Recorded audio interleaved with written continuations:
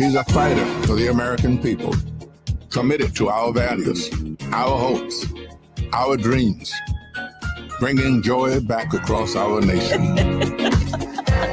It's about damn time. Turn up the music. Turn down the lights. Where did this strength and passion come from in this daughter of middle-class Oakland?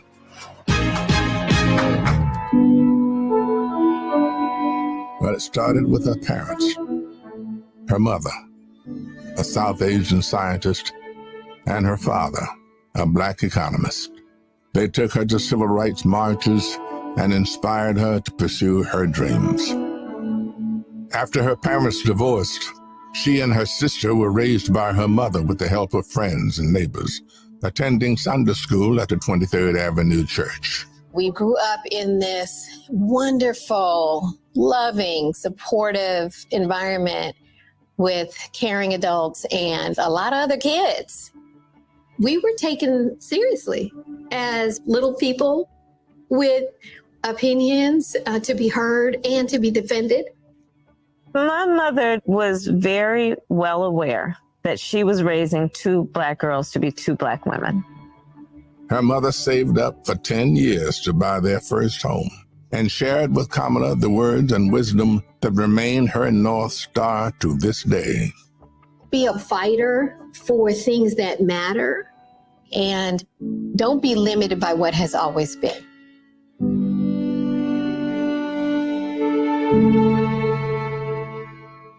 And then came a moment that changed Kamala Harris's destiny, the spark that lit the fire within.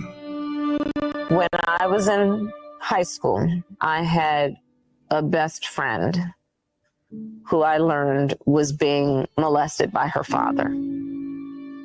This particular day, she was like, hey, you really, really are not yourself. There's something going on.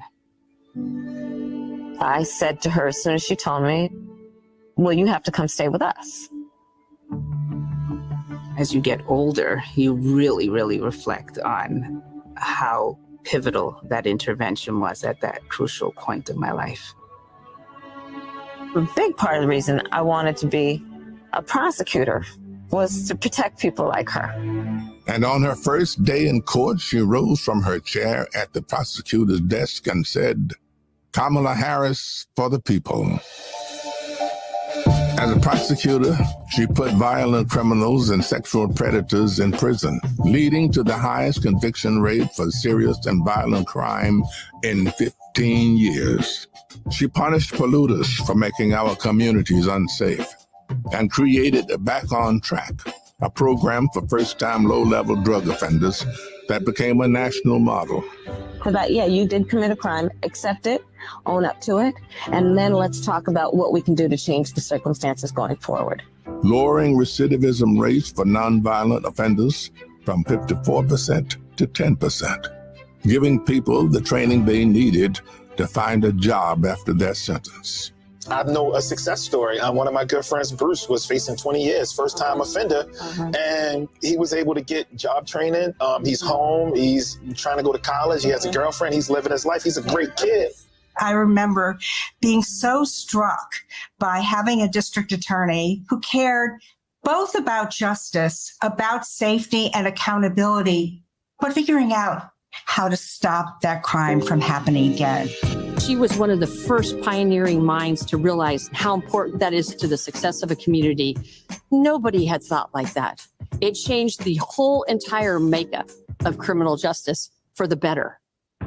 As California's Attorney General, she targeted transnational gangs and drug cartels, seized 10,000 kilos of cocaine and 12,000 pounds of methamphetamine, went after drug traffickers and took 12,000 illegal guns off the streets, and targeted 140 drug, money laundering, and gang organizations. She brought everything to the table to take the major players out. People power, technology, surveillance, insight, and you stabilize those neighborhoods and let them know that kids can play in the street again and that schools and education will be stronger. What we do in criminal justice impacts everything. The new foreclosure crisis threatens to freeze up. She took on the nation's 5 largest mortgage banks that were stealing from homeowners. Prosecutors claim they've duped desperate homeowners into paying thousands of dollars to get them out of foreclosure. We're aggressively investigating all aspects of this man-made disaster for which no man or entity has been held responsible. She played hardball and delivered a landmark $20 billion settlement. This represents one of the largest dollar amounts to come to California. She built the foundation in how we do criminal justice in America. And in 2016, the people of California sent her to represent them in Washington, D.C. In the Senate, she earned a reputation for taking on the tough fights on the Judiciary and Intelligence Committees. Kamala hit the ground running. She came in with confidence. She was always respectful, but she would not let a witness off easily. I wouldn't. Yes or no? And if an argument didn't hold water, she could spot that flaw and get at it. I do want you to be honest. I'm not able to be rushed this fast. It makes me nervous. And when Joe Biden went looking for his vice president, I wanted someone who was strong and who was ready to be president on day one.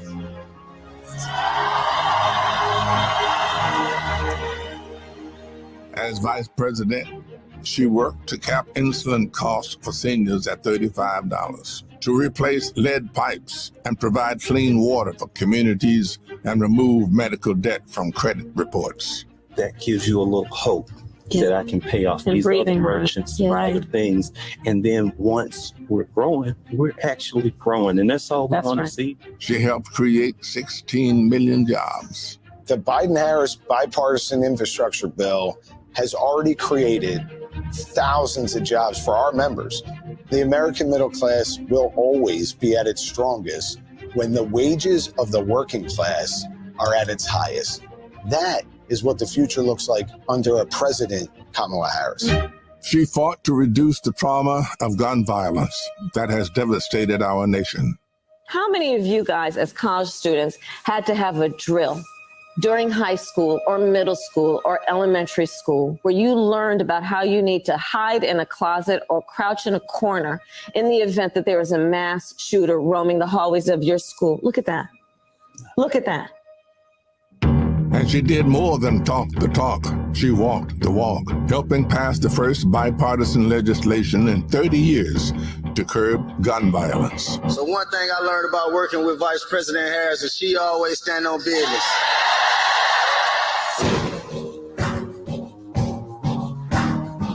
She has traveled the world to strengthen our national security and restore our global leadership, meeting with more than 150 heads of state. She stood shoulder to shoulder with our allies and stood up to dictators, helping to unite NATO behind Ukraine and impose punishing costs on Russia. She has the foreign policy chops to get the job done. She's led the fight for reproductive freedom. We have worked too hard and fought too long to see our daughters grow up in a world with fewer rights than our mothers. The first vice president to visit an abortion clinic, she built a nationwide grassroots movement to ensure that access to abortion, IVF, and birth control will always be protected. Ending a non-viable pregnancy is considered an illegal abortion. For 3 days, I waited to get sick enough to deserve care. Through it all, Vice President Harris has been a fierce fighter for reproductive freedoms, and she's also been an incredibly inspiring and caring friend. In the halls of power, she's a tough prosecutor, an effective policymaker, a powerful leader. And at home, she's the center of her family. I'm not giving up. She's peak Kamala, man. She's just peak Kamala. She's the best godmother, auntie. She's honest. She's loving, incredibly reliable, She's one of the most loyal people you'll ever meet. Because of the way we were raised to leave this world more fair and more just for more people than when we entered it, she's moving with purpose. That is why I believe she is so prepared to be our next president. This love she has for her family, being there for all of us. That's how she will lead this country, being there for everyone. She's a proud graduate of Harvard University. Hey, you know. Her campaign is a force of nature, generating the excitement we've all been yearning for. A campaign of joy, of love, of care. I am so fundamentally inspired. Kamala Harris will be our next president because there's too much on the line to stay on the sidelines. Thank you, Madam Vice President. Thank you for bringing back the joy. Sometimes people will open the door for you and leave it open. Sometimes they won't. And then you need to kick that door down. Inspired by the strength of her single mother, never forgetting her roots, this woman is at the vanguard of this defining moment in our nation's history. The middle class is one of America's greatest strengths. I will fight to bring down costs and increase economic security for all Americans. When the middle class is strong, America is strong. She's bringing us together, moving us from darkness to light, and we're not going back. For ours is a fight for freedom and a fight for the future. We are not going back.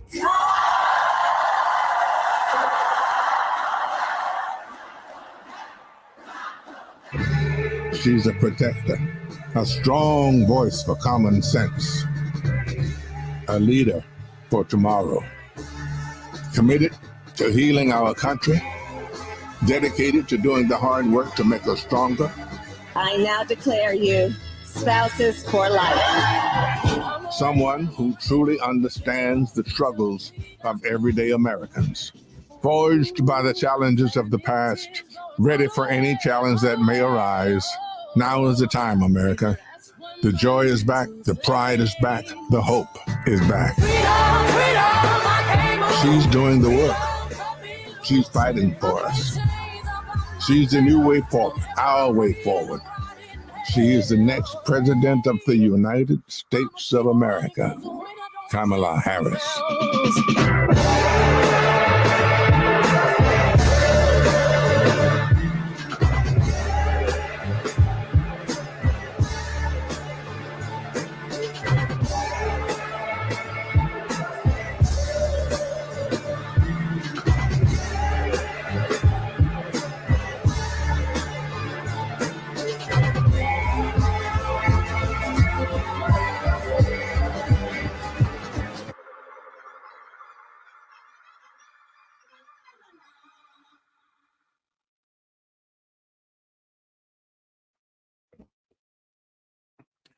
Hey, folks, it is Sunday, October 27, 2024. Welcome to our Win with Black Men call. It is 9 days before Election Day. Of course, Tuesday, November 5th, but early voting is taking place all across the country. And so it's critically important for you to make sure that you are making your vote known. Now, early voting began in Michigan yesterday. Detroit, we need y'all to show out in a huge way. Lansing, Flint, all across the state. That's what we need y'all to do. Also, Missouri began October 22nd, goes through November 4th. And so, again, needs to happen. In Pennsylvania, Philadelphia, we need y'all showing out in huge numbers. Also, if you have asked for your ballot, return your ballot. Please do so. Get that early vote in.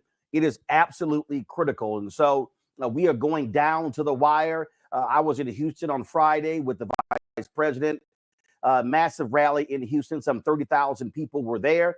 Then, of course, she headed to Michigan. She's in Philadelphia today, attended various church services and also campaigned across the city. And surrogates been fanning out across the country, including Governor Tim Walz. Obviously, the vice presidential candidate, but former President Bill Clinton. Yesterday, Michelle Obama was with the vice president in Kalamazoo, or somebody said Kamala Zoo. And so a lot has been happening. And so, and then she's going to be giving a major speech at the Ellipse in Washington, D.C. on Tuesday. Some 20,000 folks are expected. We'll be broadcasting live there. Roland Martin Unfiltered on the Black Star Network. So we got a great lineup of folks for you today, including former President Barack Obama. So let's bring in our co-panelists for Women with Black Men, Khalil Thompson, Executive Director, Women with Black Men. Khalil.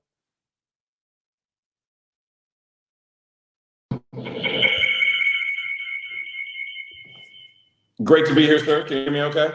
Yep, we got you. Go right ahead. Happy to be with everybody tonight. This is going to be an amazing evening. Excited for all of this hard work that all of you have been doing around the country. Please, if you have a chance, go to womenwithblackmen.org, sign up to be a state captain, get on the bus with us and go to either DC to Pennsylvania, South Carolina to Georgia, Virginia to North Carolina, or Chicago, Illinois to Milwaukee, Wisconsin. We are leading out buses this weekend and next weekend, our final weekend to get it out. So please sign up to be a state captain or get on the bus. And also finally, sign up to be a part of our Tuesday Day of Action. Tuesday is National Early Vote Day. We are trying to do as much as we can in all of the state capitals around the country. I believe it was the 25th anniversary of the Million Man March. I maybe have my dates wrong on that in terms of the years, but the anniversary of the Million Man March was just about a week ago. We are trying to organize 1 million brothers in their state capitals to show up and drive voters to go vote in a massive mobilization effort. So if you haven't already, go to the website, winwithblackmen.org tonight, sign up to be a state captain, get on a bus in one of our out-of-state volunteer programs, and sign up to be a part of our Day of Action on this coming Tuesday, October 29th. Really excited about tonight's conversation and hearing from my president, Barack Obama, later on. I'm going to kick it over to my other co-host. I believe we either have Quentin James, Bakari Sellers, or Michael Blake. Yeah, Michael Blake. Michael Blake is up next. So let's bring up Michael Blake. Mike. What's going on, brothers? Good evening, everybody. Good to see you, brothers. Appreciate you and very proud of you. Michael Blake, Bronx, New York. We are here tonight, 9 days from an election that will determine where we go as Black men. And so we're grateful for all of you that rocked with us, the 54,000 that got down with us on that opening call. And now you've stayed consistent. And it's sending a message that our president, or President 44, is joining us tonight, and President Barack Obama.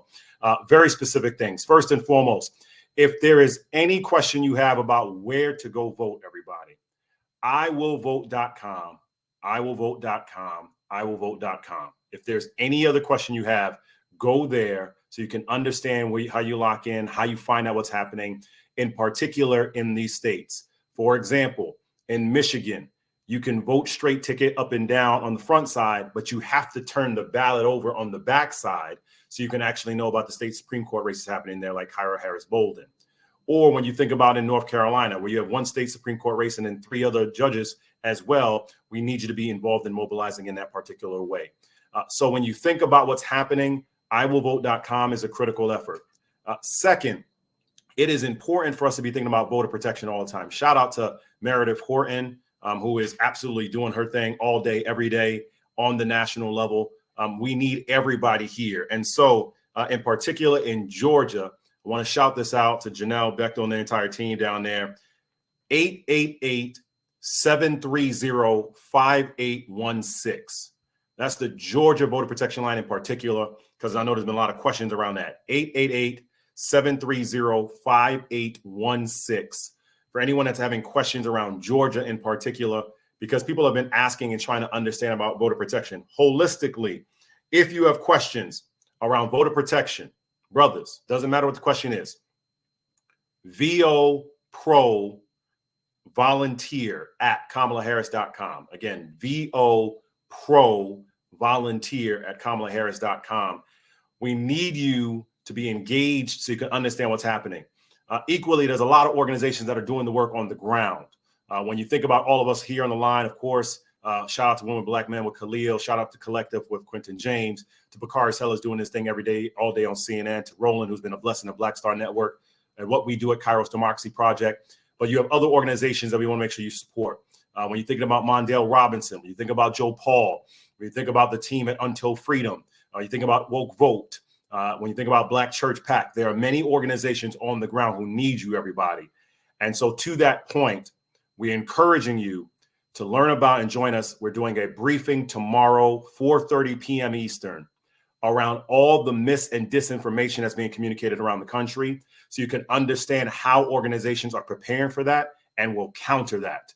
And so we need you to be a part of that. So again, Kairos Democracy Project, we're hosting Monday, 4:30 p.m. Eastern, so you can understand how we can counter the mis and disinformation, because we know what's going to be happening across the board. Lastly, shout out to all the brothers again that are doing the work. An incredible Black Man Barbershop event that happened in Pennsylvania today, where Jordan Harris, who is still grieving his lost wife, still hosted the vice president for an incredible conversation. Powerful for that. Shout out to the brothers that are doing the work all across the country. We got you, we have you, and that's why we have President Obama with us tonight. So stay with us. We have a great panel with great conversations. Follow the link that's in the chat as well, so we can get you involved over this next 9 days. We need you, we got you, we love you. Brother Martin, back over to you. All right, Michael, appreciate it. Thanks a lot, folks. Let's go to Quentin James, co-founder of the Collective PAC. Quentin? Hey, guys. Thank you so much, Roland. Thank you so much, Blake and Khalil. Hey, everybody. We are 9 days out, and I want us to all take a breath. Understand that Black men are doing the work, and we are where we need to be. There was a new recent ABC News poll that showed Black men supporting Vice President Harris 85% to 11%, much of what we've already known in our communities. She's actually outperforming Joe Biden by 14 points at this point in the 2020 election. And so we are here tonight, I think, number one, to stop all the nonsense that Black men are not supporting the Vice President. We are supporting the Vice President. And we actually have the data to prove that. We're going to bring up some slides real quick and talk to you actually about what's happening in the 7 battleground states around the country with early vote turnout. Perfect. Let's go to the next slide, Keenan. Thank you. All right. So you may not be able to see these numbers. I'm going to read them out to you very briefly. So in the 7 battleground states, we're talking about Pennsylvania, North Carolina, Georgia, Arizona, Nevada, Wisconsin, Michigan. In those 7 states, there are 6.7 million registered Black voters. As of about 2 days ago, 1.6 million Black voters have already voted in those states. Almost 1 in 4 Black voters who are registered in the 7 battleground states have already voted, which is great news. That means what you all are doing around the country is working. And so we want to thank you all, but we also know that we got to continue to do the work. Let's go 2 slides, Keenan. Let's go 1 more. Perfect. So this is Black turnout by gender and state of these 7 battleground states. And what we are seeing is not to alarm you all, but it is to communicate that we got a little bit more work to do. There has always been, nobody talking about Black and white, talking about Asian or Hispanic, there's always been a gender gap in terms of voter turnout. But what we want to do this year, brothers, is close that gap as much as we can. And so in some of these states right now, women are voting above us. This is Black women and Black men. Black women are voting, by 3, 4, 5, 6 points above us in some states. It is our job to really lean in there, brothers. Again, we know we're doing a good job so far. We know the support is there. But this next 9 days, we need you all to do everything you can to get every brother you know to show up and vote for Vice President Kamala Harris. Next slide, and this gets into the nitty-gritty of what I want to talk to you all about. This looks at age across 3 of the swing states, Georgia, Michigan, and North Carolina. What we know as of right now, over half of Black voters 65 and over have already voted. Over half of them. So what that means to us is all the work we've been doing in Black churches, and kudos to the Black Church PAC and Reverend Jamal Bryant, who'll be on later on tonight. You all doing an amazing job turning out older Black voters. We are doing great, though. Let's keep it up. Let's get to as many of them as possible to turn out and vote. But if you look at young people, 18 to really 35, those numbers are very, very low. Michigan is a little bit of is interesting because they just started early vote. So Georgia and North Carolina, they've been voting longer than Michigan has with early vote. But when it comes to young people across the board, we have to get turnout up. And so if you need a directive tonight in terms of who you should be targeting with your engagement, with your work or your organization, we need to talk to young Black voters. So as Black men, we need you all to be surrogate fathers for the next 9 days. If you see a Black young person, they are your child, a child of our community. We need you to encourage them to show up and vote for Vice President Kamala Harris. We've got to get these numbers up over the next 7-8 days before we go into Election Day. But all that to be said, Black men are showing up, Black voters are showing up. We know Black men are going to support Vice President Harris. We just got to finish the race, y'all. 9 days to finish the race. All right, so a few more things on how you all can use some resources to do your work. Next slide. So through the Vote to Live Action Fund that we run here at the Collective PAC, we are providing free vouchers for ride shares to go and vote. So we will get these codes out to you all, but we're working in Georgia, Nevada, North Carolina, Wisconsin, Michigan, Arizona, Pennsylvania. We provide a $30 voucher through Uber for folks to go and vote early. It's a free ride. We don't want there to be any excuses for folks not showing up to vote. You can go to either votetolive.org or go to ridestovote.com to secure your free ride to vote.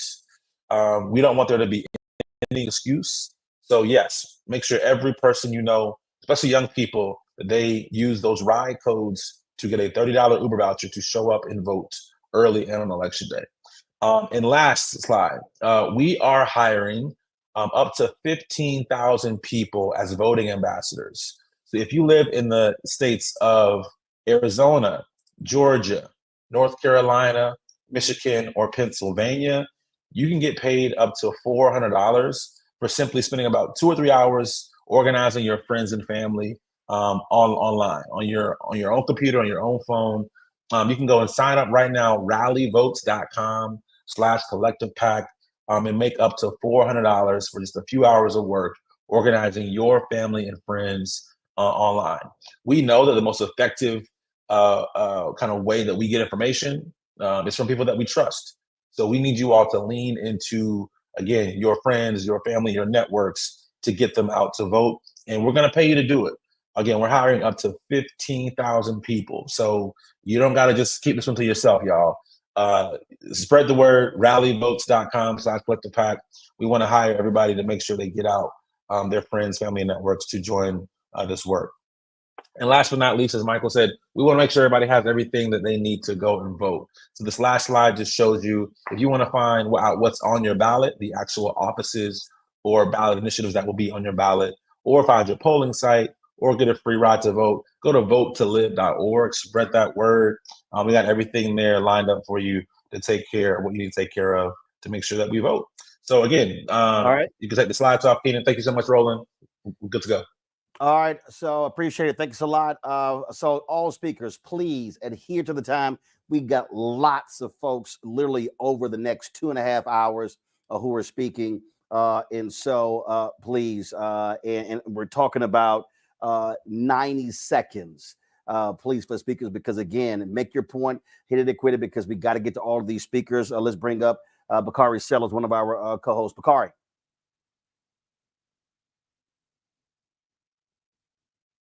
All right, Bakari there. How you doing, my brother? Bakari, showing no camera. All right, there you go.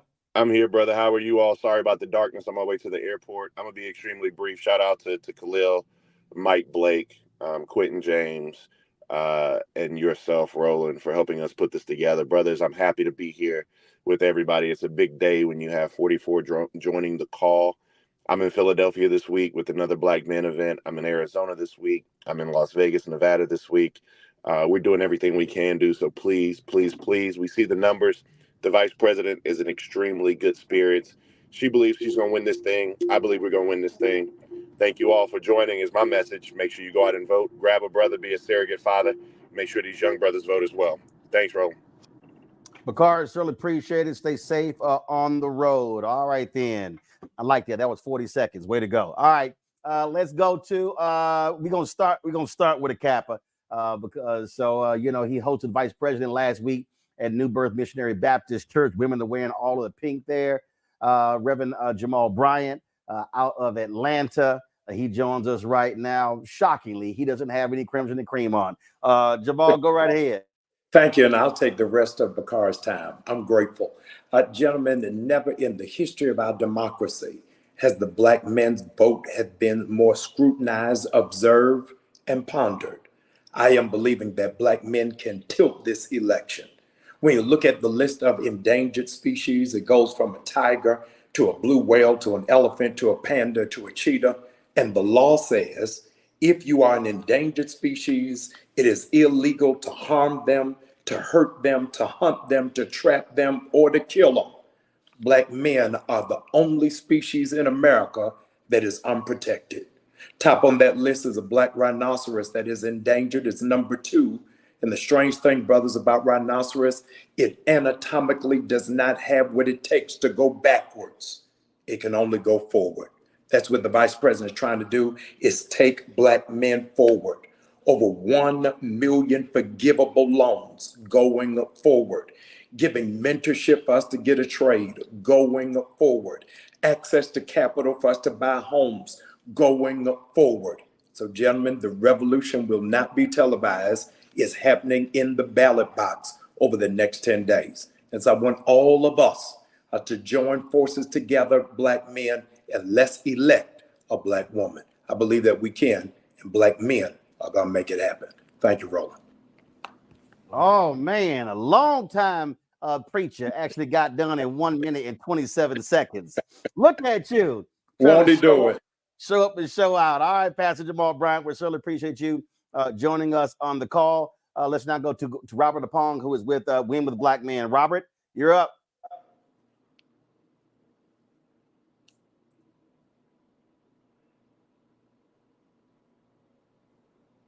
All right, is Robert there? Yes, how you guys doing? Good evening, all everybody. Right, Robert, go right ahead. Perfect. Good evening, brothers. Thank you all for joining this historical call tonight. My name is Robert O'Connor. I'm part of the Win with Black Men team. I'll be giving some updates on a few activities we have planned this upcoming week. First, I'll jump into our Get on the Bus program, where Win with Black Men and volunteers will jump on a large charter bus and travel city to city while directly engaging in Black men and their families, while bringing our message of civic engagement and also the power to vote. We also have our Day of Action on October 29th, where we'll be looking to mobilize Black men all across the country to participate in civic activities and also encouraging others to do the same. Please, if you are interested in joining or participating, volunteering, please reach out to us. You can also go to our website, winwithblackmen.org. Thank you.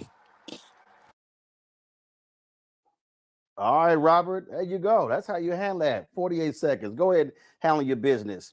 Let's see here. I don't see Kamala Harris co-chair Cedric Richmond. So let me know when he's on. So let's go to the chair of the Congressional Black Caucus out of Nevada. My alpha brother, Congressman Stephen Horsford.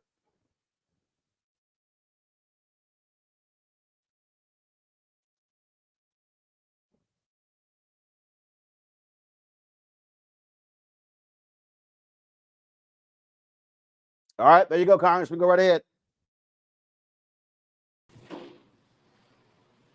Hello. Yep, you're live. All right. Well, thank you, Roland. It's great to be with everybody. This is Congressman Stephen Horsford from Nevada, here in Las Vegas, actually in North Las Vegas at one of our field offices. Just kicked off a canvas event, had Governor Tim Walz here doing one of our outreach events on behalf of the campaign. I wanted to get on behalf of the Congressional Black Caucus, myself, being from a battleground state in a very competitive district, both here in the House as well as winning the White House with Kamala Harris and Tim Walz, and to really just reinforce the stakes of this election and just how important it is. It's battleground states like Nevada that are going to make the difference in making sure that we win the requisite electoral votes to win big. Right here in Nevada, It's a close but promising results already from the first week of early vote. We are leading here in Clark County with both our mail ballots as well as with the early votes to date.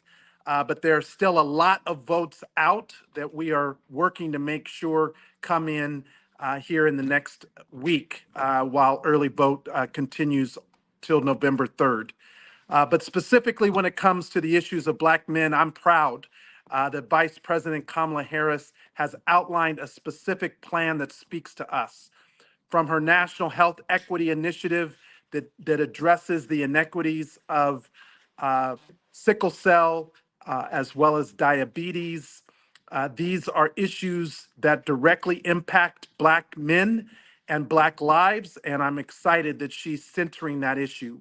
Also, her focus on addressing the fact that only 1% of the classroom teachers in America are Black men, and that she's going to build a teacher pipeline of educators, Black male educators in the classroom and in administration, speaks to the fact that she understands the need to have Black men in every position, including in the front of a classroom. That's important for our children, and it's important for every other child to see leaders in the classroom and in every other sector. So whether it's taking on the issue of entrepreneurship, addressing the wage gap, making sure that home ownership continues to be a priority, she is speaking to us. And I know that as Black men, we do have a political perspective and that our votes matter in this upcoming election.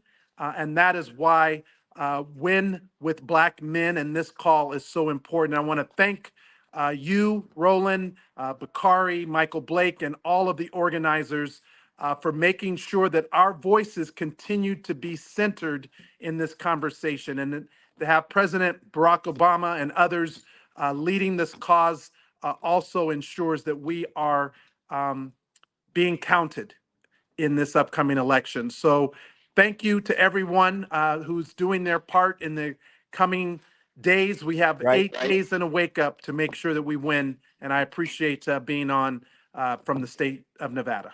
All right, Congressman Stephen Horsford, I certainly appreciate it. Thank you so very much. And folks, of course, in Nevada, be sure to vote in his congressional race as well. All right, folks, let's go to the president and CEO of the National Urban League, former mayor of New Orleans, and also my alpha brother, Mark Morial. Mark? Hey, thank you very much, Roland. And I want to just join in thanking all of the organizers, Khalil, Bakari, Michael Blake, Quentin, for not only organizing this call, but for bringing this effort around Black men right to the forefront. Number two, all I will say is I've been in Detroit, Philadelphia, Atlanta. I'll be going back to Philadelphia. We should remember that the road to the White House travels right through the Black community.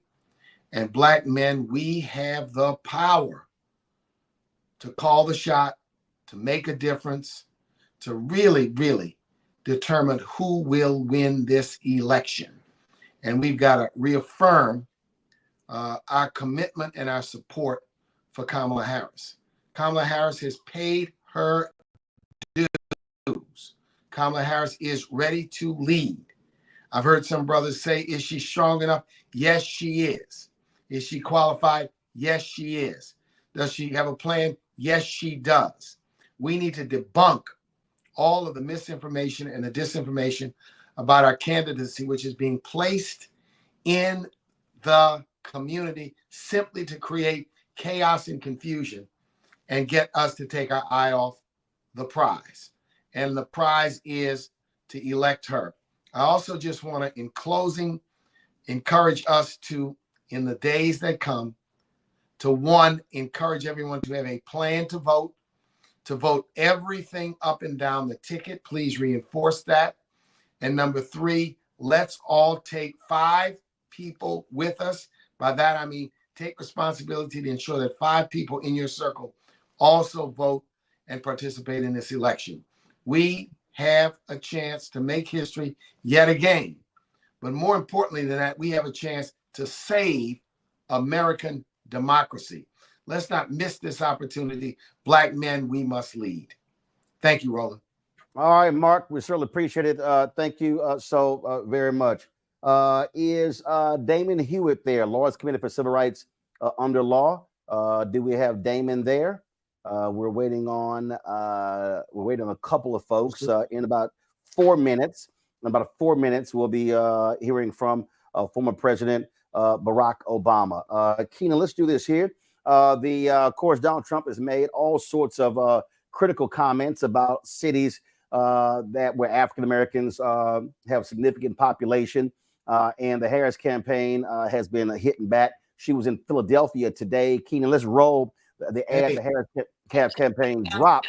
Roll the ad they dropped with regard to Philadelphia.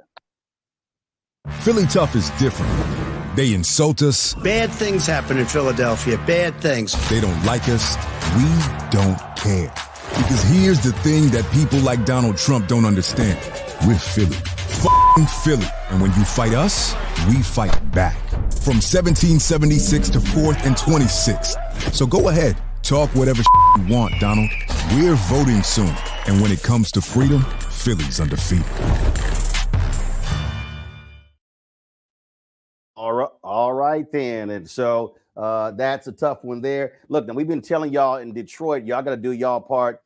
Donald Trump came and gave an economic speech a couple of weeks ago, insulted your city in Detroit. I'm telling you, if Detroit turns out at 55% eligible voters, and I'm telling you, we should be hitting 70. Detroit, if y'all turn out at 55% of all eligible voters in Detroit, cakewalk, Vice President Harris wins Michigan. The man insulted your city. It's time for payback. And this is how the Harris campaign responded. They said we were dead. Detroit waving the white flag, the city filing for bankruptcy. That our best days were behind us. That living here is like living in hell. But you know what we said? We said, F that. We rebuilt ourselves. We look out for each other. Got our hands dirty and put in the hard work. And this guy, he don't know anything about that. We are a city of winners, of up-and-comers, of builders. The Motor City. Bigger and better. Here, we believe in freedom. We don't bow down to nobody, and we never will. And so what Donald Trump doesn't understand, or care to learn, is that when he said, our whole country will end up being like Detroit if she's your president, that he should be so goddamn lucky. I'm Kamala Harris, and I approve this message. All right, then. So that's how they responded there. And so powerful ads there as well, and critically important. As we've been telling you folks, we're going down to the wire. This is a turnout game. We have seen tremendous jumps in Fulton County over the last couple of days. We're seeing records being broken, but we need to be going harder. And that is driving our turnout. So that means calling as many people, hitting as many people, texting them as well, asking them, and also taking folks to the polls, driving them to the polls as well. So that's what we need to do. And so lots of speakers coming up. But now it's time for us to bring forward someone that who is our special guest. Bring up Khalil Thompson. Khalil, we, of course, been doing these phone calls since July. And so joining us is the former president, 44th president of the United States, Barack Obama. Well, thank you, Ron. It's an honor to have him here. It's a big moment for us at Win with Black Men. A major moment. There's only a Superman second to my president, 44. That's my dad, Oswald Thompson. So I know he's watching tonight. President, it is an amazing honor to have you here with us to do some good community organizing. And with that, we are going to turn it over to you, sir. It is great to be with all of you. And I could not be prouder of a couple of you. Khalil and Mike Blake, who worked on my campaign. Y'all were young men, and I'm noticing some gray. I'm not the only guy who's getting a little gray here, but you guys have taken the torch, and Roland obviously, was on the scene throughout my presidency.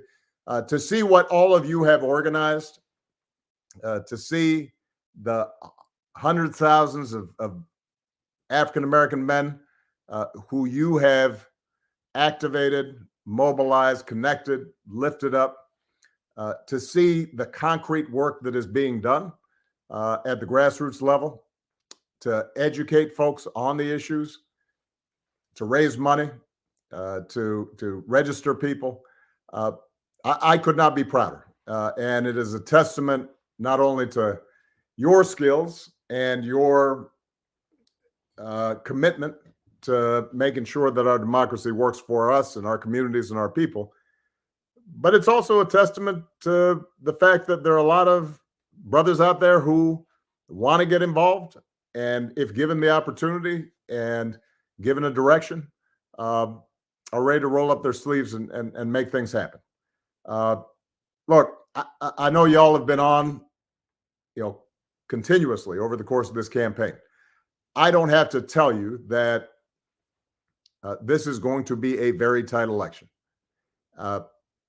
As my wife said yesterday, some of you, I'm sure, caught her speech in Kalamazoo. It shouldn't be this close because the candidates are not comparable. You have, on the one hand, Donald Trump, somebody who,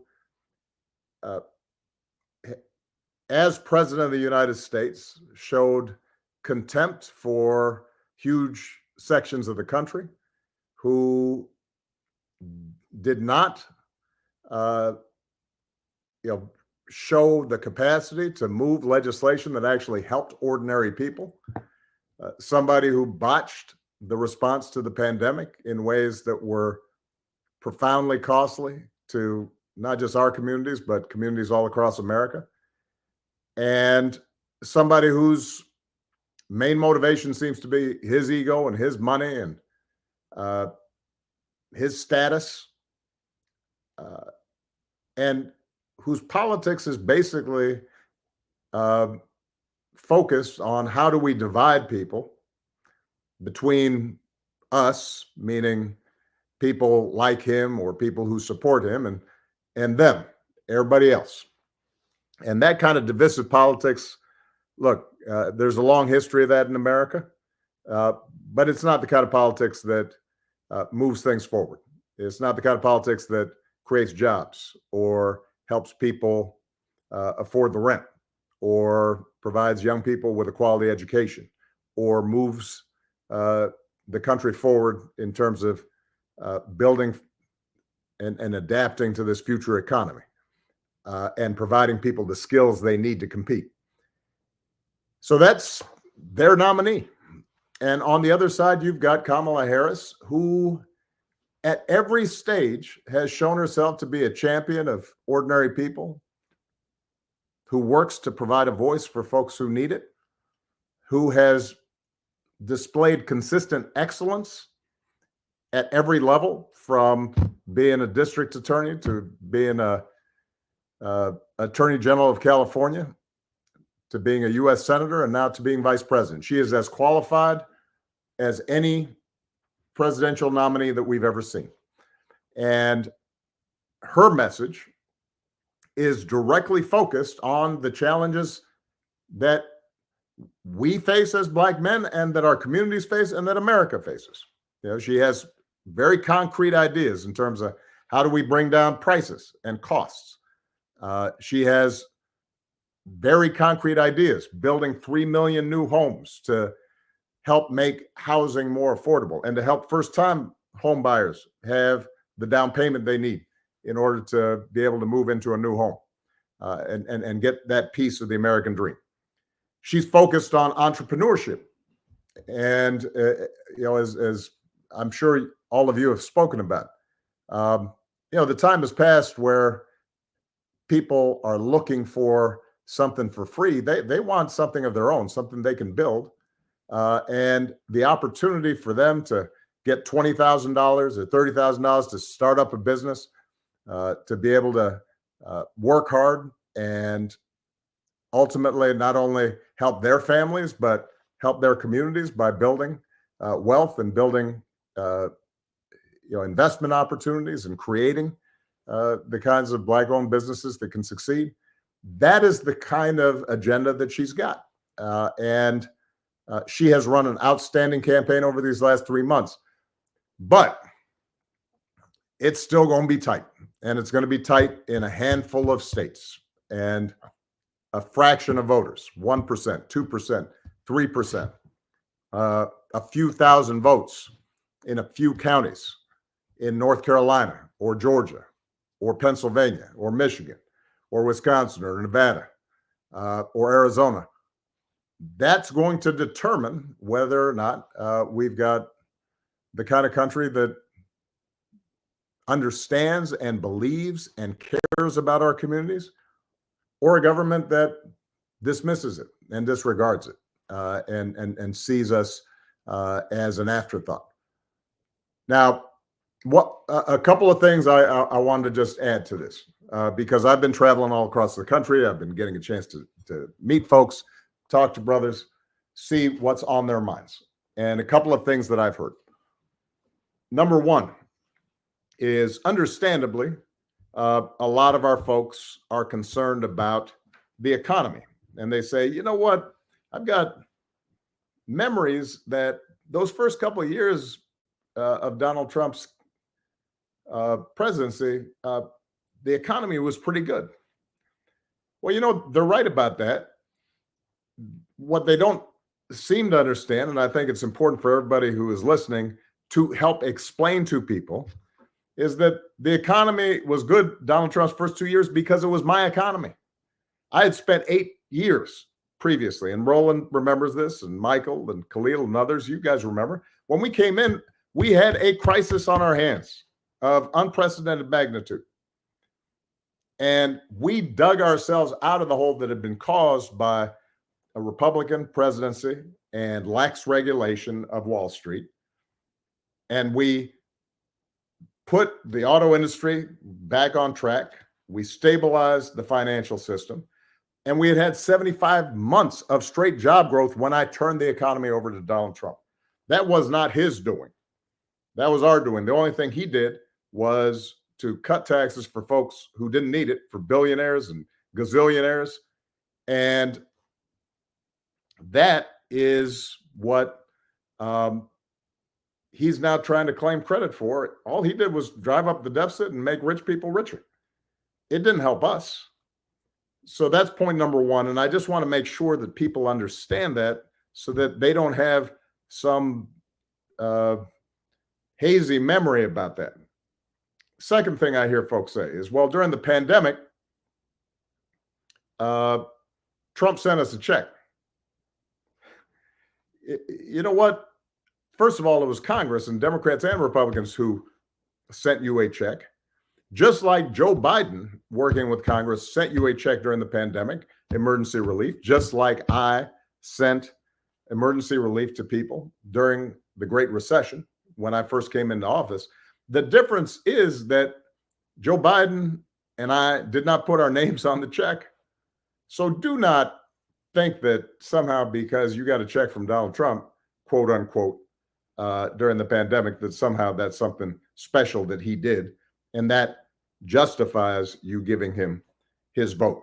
So that's the second thing I hear. And then the third thing that I've been hearing from a lot of guys I talk to is, well, what does it matter? Because the Democratic Party and Republican Party, it doesn't make any difference. Things don't change in my neighborhood. People are still getting shot. People still don't have jobs. There's still disinvestment. And I have to remind folks that, politics is not going to change everything. Sometimes we overhype it. Certainly we overhyped it when I got elected. People talked about, well, there's a sign that racism is gone. He's going to help make sure that there's no more poverty in America. That no president has that power. What a president can do is make things better or make things worse. They can't solve every problem. And so when I was president, we made sure that people who didn't have health care had a chance to get health care. Now 50 million people have the Affordable Care Act. And as a consequence, there are a whole bunch of people who previously, if they got sick, were out of luck, might have lost their home, might have lost everything they had, all their savings, just to try to get treatment. Now they can purchase cheap, affordable, and high quality health care in ways they couldn't do that before. 50 million people. 50 million more people, if they've got pre-existing conditions, can now obtain insurance and previously would not have been able to obtain insurance. That didn't solve the entire healthcare problem, but it made things better for a whole lot of folks. Everybody who's listening today, you know somebody who's got health insurance because of what we did.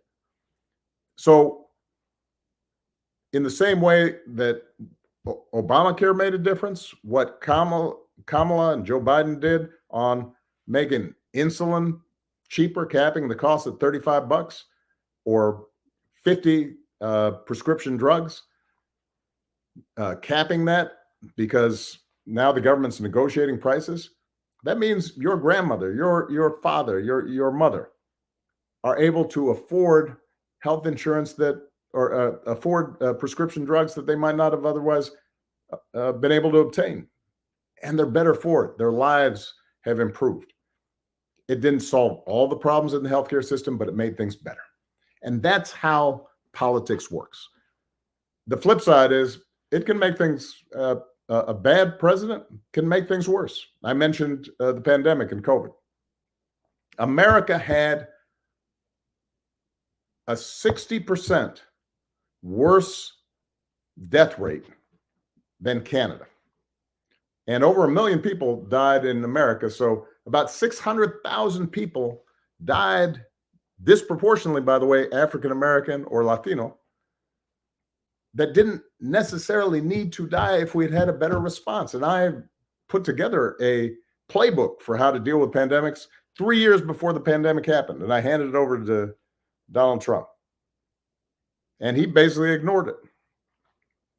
And when the pandemic showed up, because he had not followed the plan, not prepared agencies, he was just winging it and ended up saying crazy stuff about injecting bleach as a cure for COVID. COVID would have been a problem for any president, but making it better would have saved lives. Donald Trump did not. And those lives, somebody passed away as a consequence of a poor response to that crisis coming out of the White House. So the point I'm trying to make, I guess, is this. When you are talking to people who say politics don't matter, concede to them, acknowledge to them, yeah, it's not going to solve every problem, but it can make a difference in terms of our schools a little bit better funded. Are there more Pell Grants out there to make college a little bit more affordable? Are we going to maintain the progress that we've made and build on it when it comes to making sure our communities have health care, preventive care, checkups? And as Michelle talked about yesterday, are we going to make sure that our mothers, our daughters, our sisters, that they have access to basic reproductive health care that is so vital to them? And we're already seeing an increase in infant mortality since the Trump abortion ban got adopted essentially in 20 states. I will close with this. You know, we don't have what's called direct democracy. You know, we don't vote on everything. We vote for people to then represent our interests, and a president is supposed to represent all the people, and you know, has got a million decisions that will come before him or her. And we can't know all facets of the government and all the decisions that are being made on a daily basis. So what we count on is electing somebody who's got the values and the character to do the job, the competence to do the job. And what we also count on is, do they see us? Do they care about us? Is this somebody who understands how I live and what my hopes and dreams and aspirations are? And Kamala Harris does. You know, she grew up middle class. She went to an HBCU. She understands what our communities go through, the struggles, having to work a little bit harder to get ahead, having to put up with stuff that, you know, hopefully in the future, our children and grandchildren won't have to put up with. And in contrast, Donald Trump has shown utter disrespect and disregard for our communities and for Black men specifically throughout his career. I mean, this is somebody who took out a full-page ad calling on the Central Park Five to be put to death. Somebody whose family made money not renting to Black people, and was taken to court by the government because they didn't want to rent to Black people. That's what he has displayed. Remember, he came into politics most recently by suggesting I was not born in the United States. I mean, that wasn't subtle. He was sending a message that real Americans are different from y'all. And the one thing I know is that you can't have somebody representing you who doesn't see you and respect you and is not going to have your experience, your concerns in mind as they're making these decisions. So, look, bottom line is, if over the next few days, and we only have a few days left, you are reaching out to people who are suggesting that this doesn't matter, or heaven forbid, are thinking that somehow Donald Trump has the answers to what ails our communities, it's going to be your task to educate them, because a lot of them are basing what they are thinking about this race on what they're seeing on TikTok. And I don't have the capacity to reach them. Even if they like me, they may not hear what I've got to say, or they may think, man, his life is so different that he can't relate to where I'm at. The most credible messengers for this campaign in these closing days, hours, minutes is going to be all of you. You talking to your friends, relatives, people in your communities, your coworkers, your ability to speak to them in real talk about what's at stake and why this is so important is going to make all the difference. And if you all do that, I promise you, Kamala Harris is going to be the next president of the United States, and we can build on the progress we've already made and look forward to a much brighter future. So I appreciate all of you. And thank you for the extraordinary work you guys are doing. I'm proud of you. President Obama, can I ask you a question? Yes, you can. You talked about when you came in, the crisis that we were in, it was because of the housing crisis. I mean, it was 53% of Black wealth was wiped out. Right. And you tried to deal with that, and we didn't build a lot of homes, frankly, between 2010 and 2019. Can you talk about why her plan to build 3 million new homes is so important to deal with the housing price of rent, things like that? It's vitally important. We never fully recovered from what happened in 2008, 2009, because not only did the housing market collapse and suddenly all kinds of mortgages were underwater and prices plunged, but essentially developers said, we're not going to go take the risk of building new housing. And so they pulled back. There was a lot of excess inventory. And what they started getting comfortable with was the idea of just building luxury housing that was for the people who still had a lot of cash, and not building a lot of affordable housing. And look, there's some work that we need to do, and Kamala is committed to doing this work, not just to financing the construction of new homes, but also making sure we get rid of some of the red tape and regulations, even in democratically controlled cities that say, all right, we're zoning so that it has to be single family homes as opposed to multifamily units, which are cheaper, but provide people the ability to get a foothold into the housing market. She's got a concrete plan. It is a sound plan. Again, I want to make sure that we don't overhype this. She's not going to immediately, or even in one term, reverse all the problems that we've seen building up in the housing markets over the last decade. But she's going to make a substantial dent.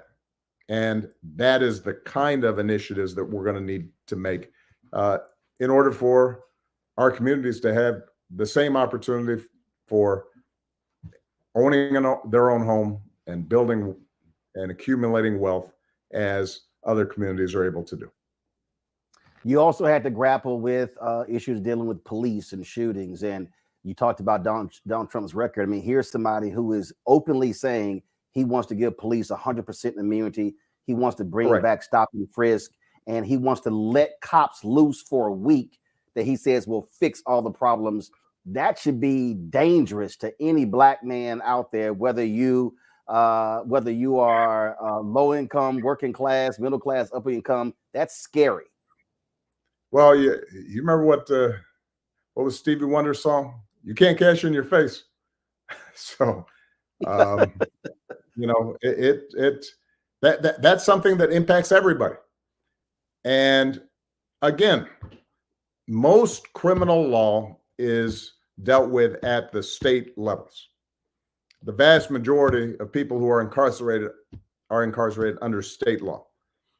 Federal government accounts for maybe, let's say, 10% of criminal law. But when I was president, for example, Eric Holder was my attorney general. And after discussions with Eric, one of the things he did was to change policy inside the Justice Department to send a message to attorney generals.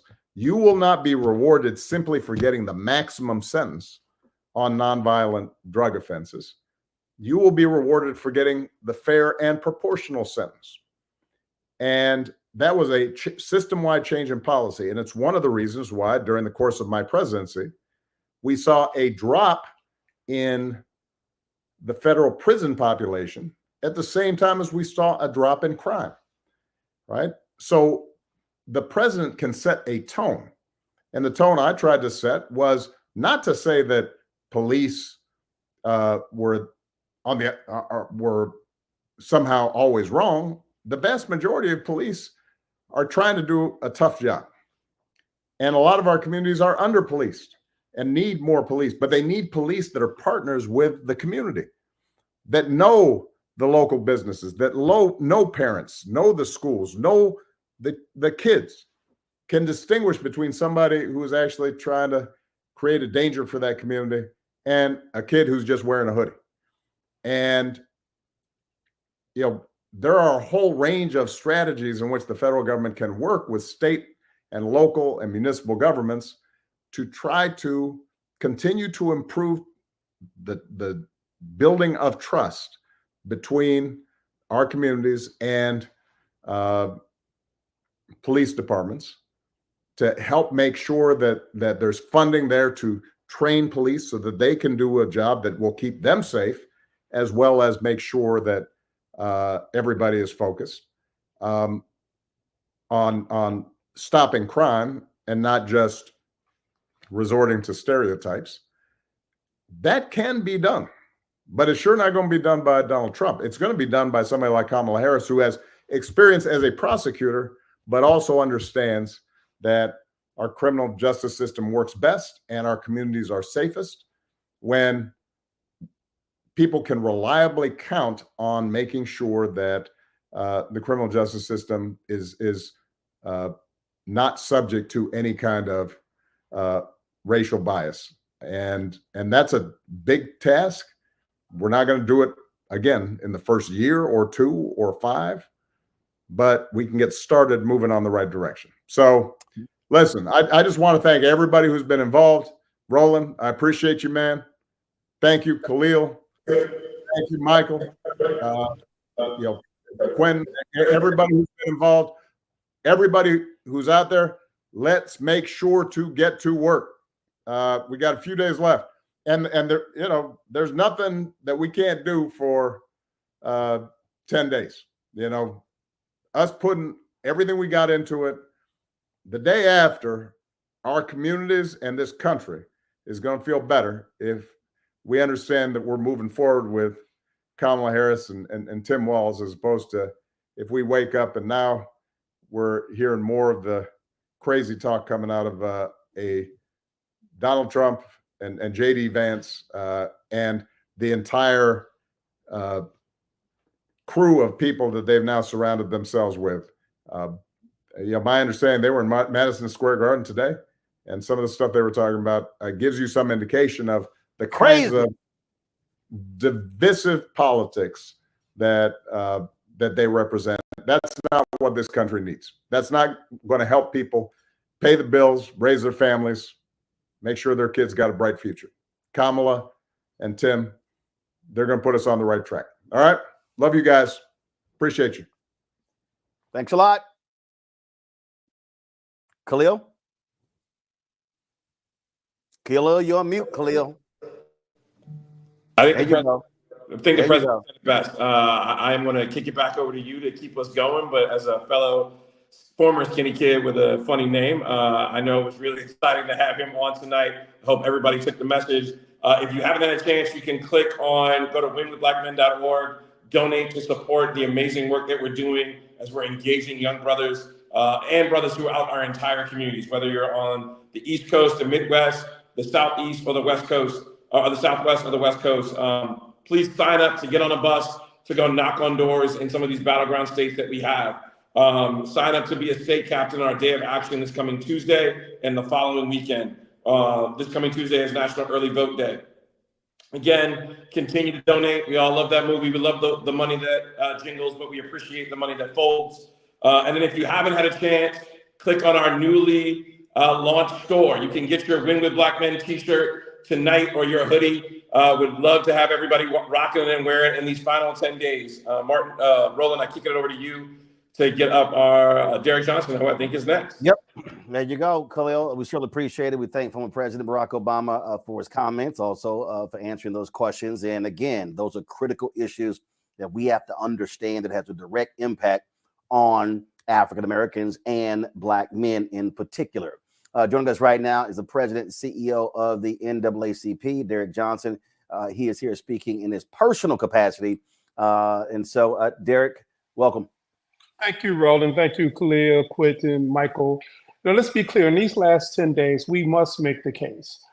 This election is about our ability to talk to our brothers in battleground areas to assure them that this vote is absolutely important. I turned on social media on yesterday only to see a social media celebrity encourage people not to vote. That's not acceptable. There is no scenario where we sit this one out and somehow we can make things better or we can have impact. Secondly, in a two-party system, there are no third candidate options. That's also a distraction.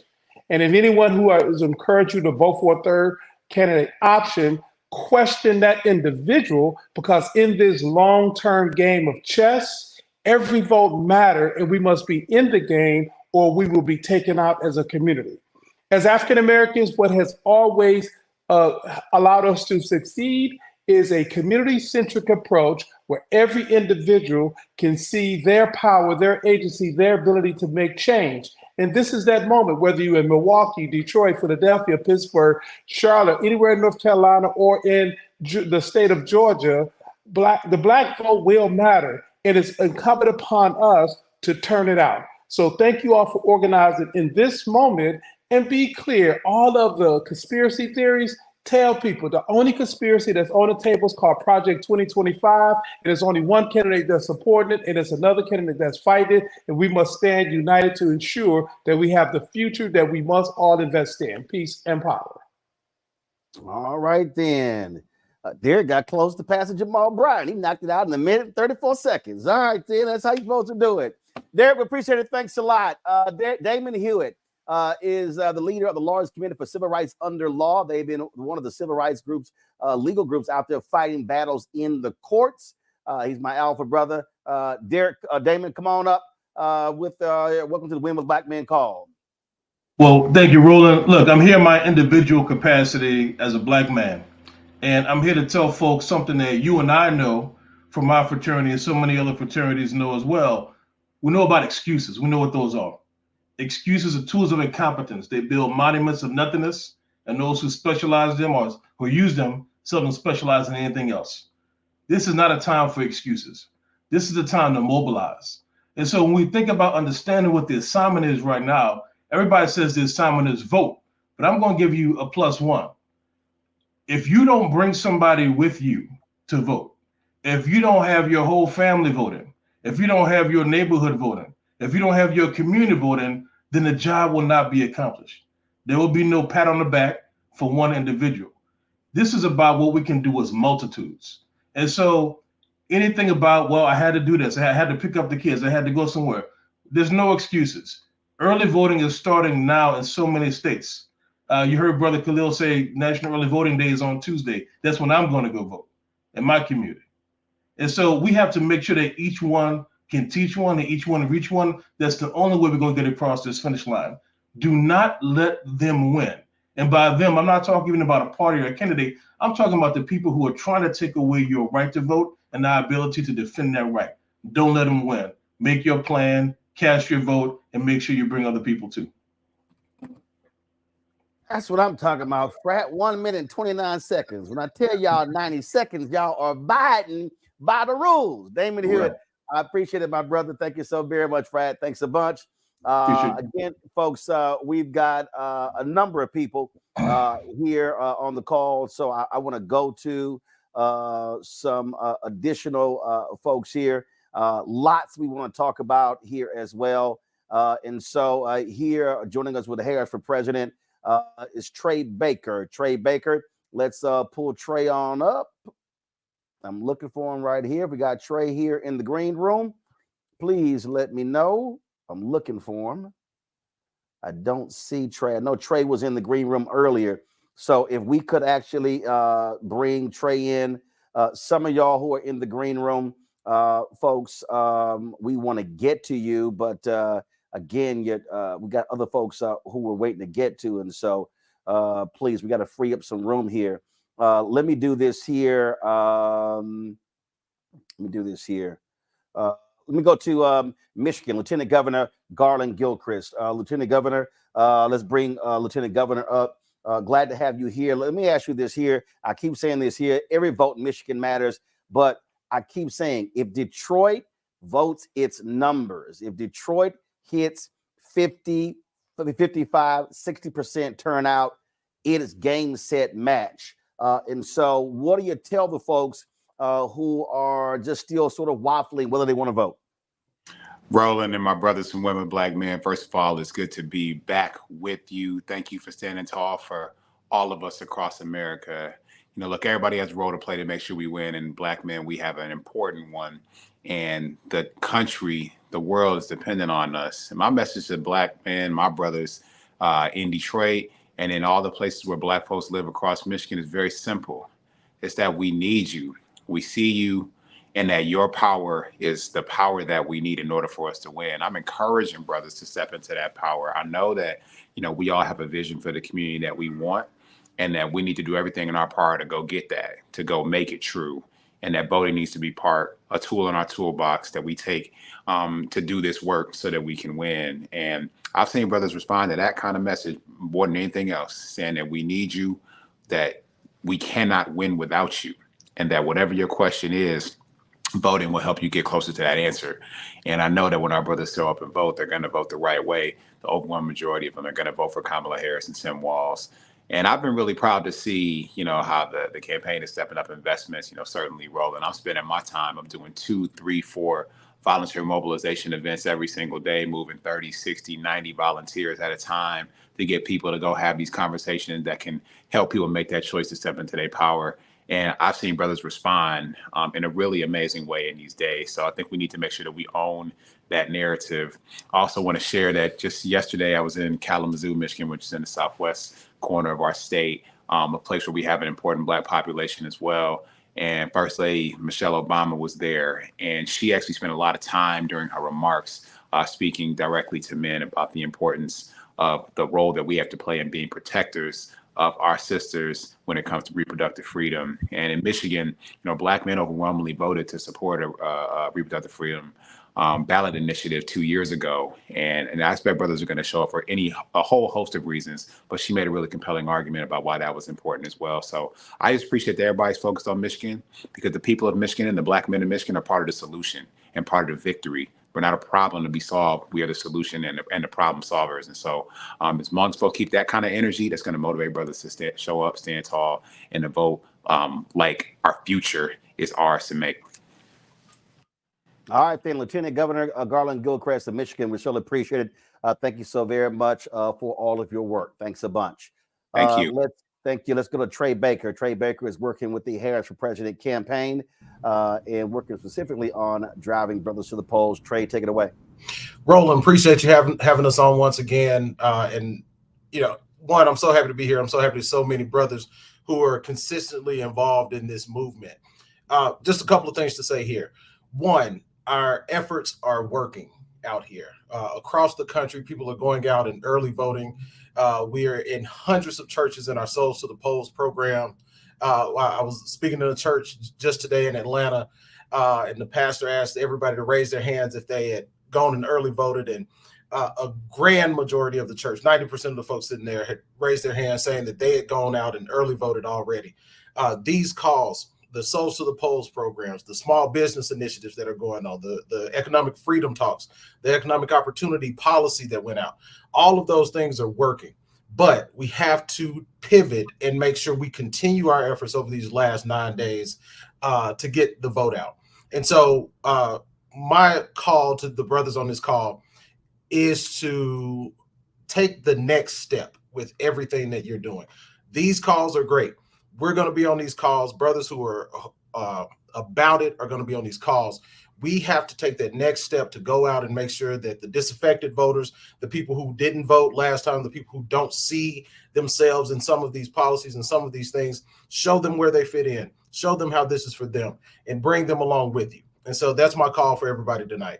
Take that next step, go out, reach a brother, reach a sister, reach someone, and bring them to the polls with you. If we do that, Kamala Harris will be president of the United States. Tim Walz will be vice president, and we can move in a new way forward. Thank you so much. Thank you to Roland. Thank you to all the brothers who are the organizers, Quentin, Bakari, Khalil, Mike Blake, the whole nine. This has been wonderful. Fourth quarter, let's push through.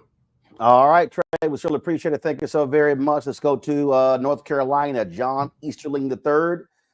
John, you're on the clock. Welcome to the Win with Black Men call.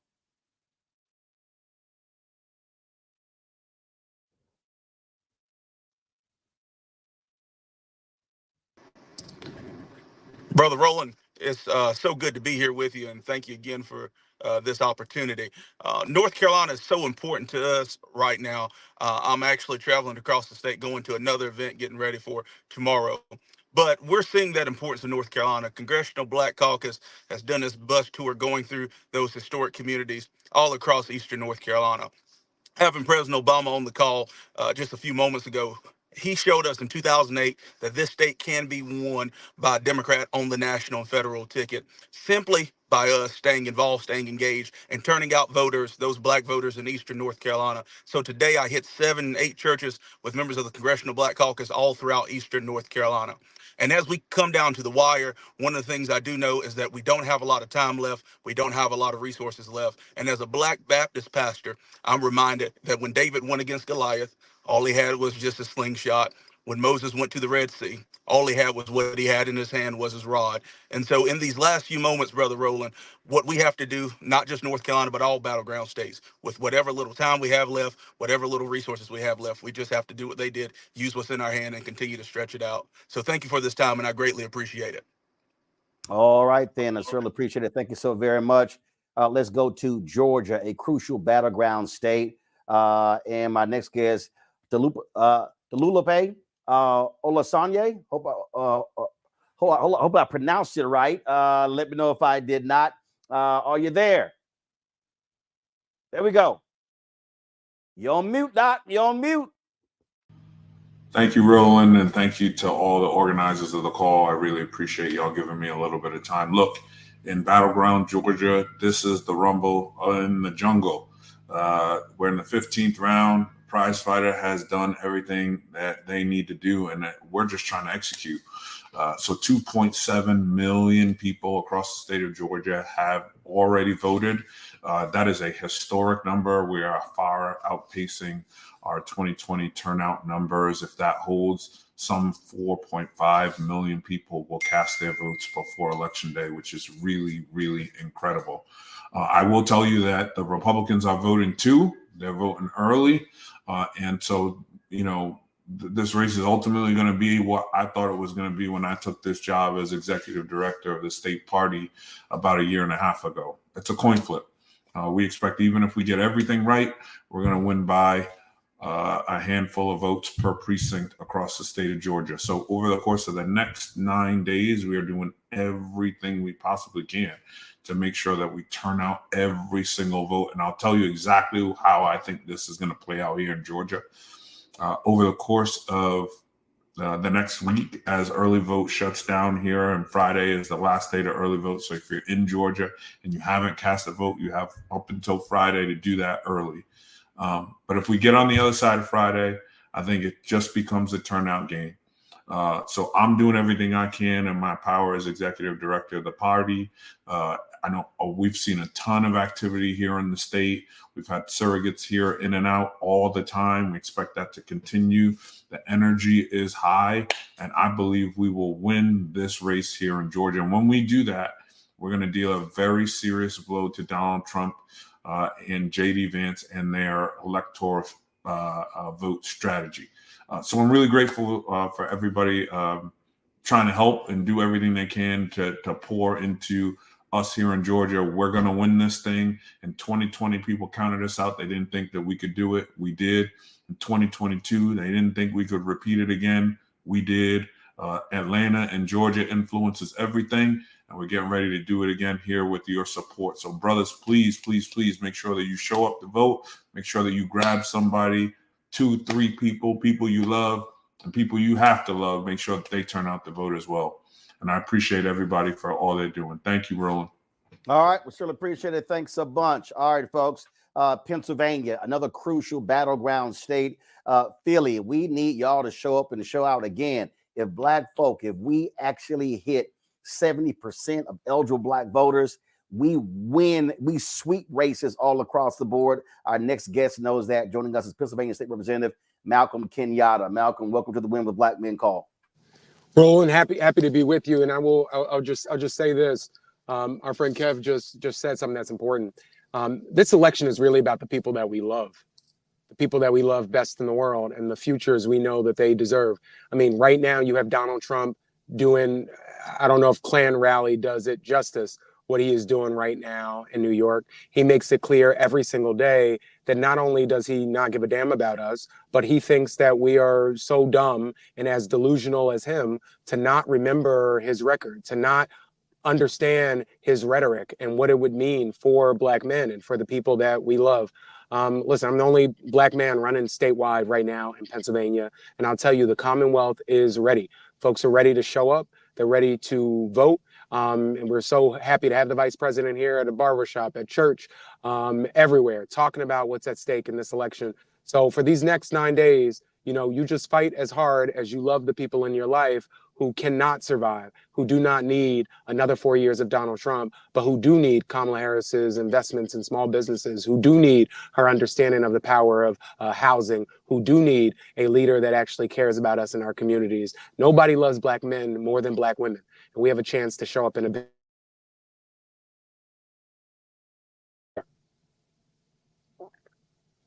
All right. Looks like we had a slight signal issue there with Representative Kenyatta, but we appreciate him joining us on the call. Let's go to another crucial battleground state, Wisconsin. It is a tight race there. My next guest, Mandela Barnes, former lieutenant governor of Wisconsin. And folks, let me explain to you what it means when we turn out and vote. In 2022, 50,000 fewer, y'all can pull up Mandela, please. In 2022, 50,000 fewer people in Milwaukee voted compared to 2020. If those 50,000 folk vote in 2022, we'll be introducing Mandela Barnes right now as United States Senator because he lost by 26,000 votes. That's what people need to understand when we say every vote counts. As a result, MAGA Senator Ron Johnson, who tried to overthrow the election results, he actually won the election. And so, folks, don't play games when we talk about how every vote matters. Mandela, go right ahead. Well, every single vote matters. My race was decided by 26,000 votes. That's 1 point here. President Biden won by 20,000 votes and Hillary Clinton lost by 30,000 votes. It is always an incredibly narrow margin here.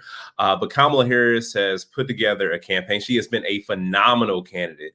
People respond incredibly well to her, especially in Milwaukee. But as we know, there's still hurdles that we have to overcome. There's still some folks out there that have been subject to disinformation, people who have purposely tried to poison the well, not just this campaign, but our democracy in general. And that's what Kamala Harris is fighting so hard for. And that's exactly why we are fighting so hard for her. So for everybody who's on this call, who knows that person who still may be on the fence, or that person that's just striving for attention, who feels as if they have not yet been spoken to, well, I need you as somebody who is on this call, because if you're here today, you know full well what this campaign is about. You know full well what Kamala Harris stands for. So I need you to break it down and make it plain for people. Make it as plain as day. Kamala Harris is here to help give working people a fair shot, to give people a chance, a shot that they deserve to get ahead in this country, especially as there have been factors that have kept people behind.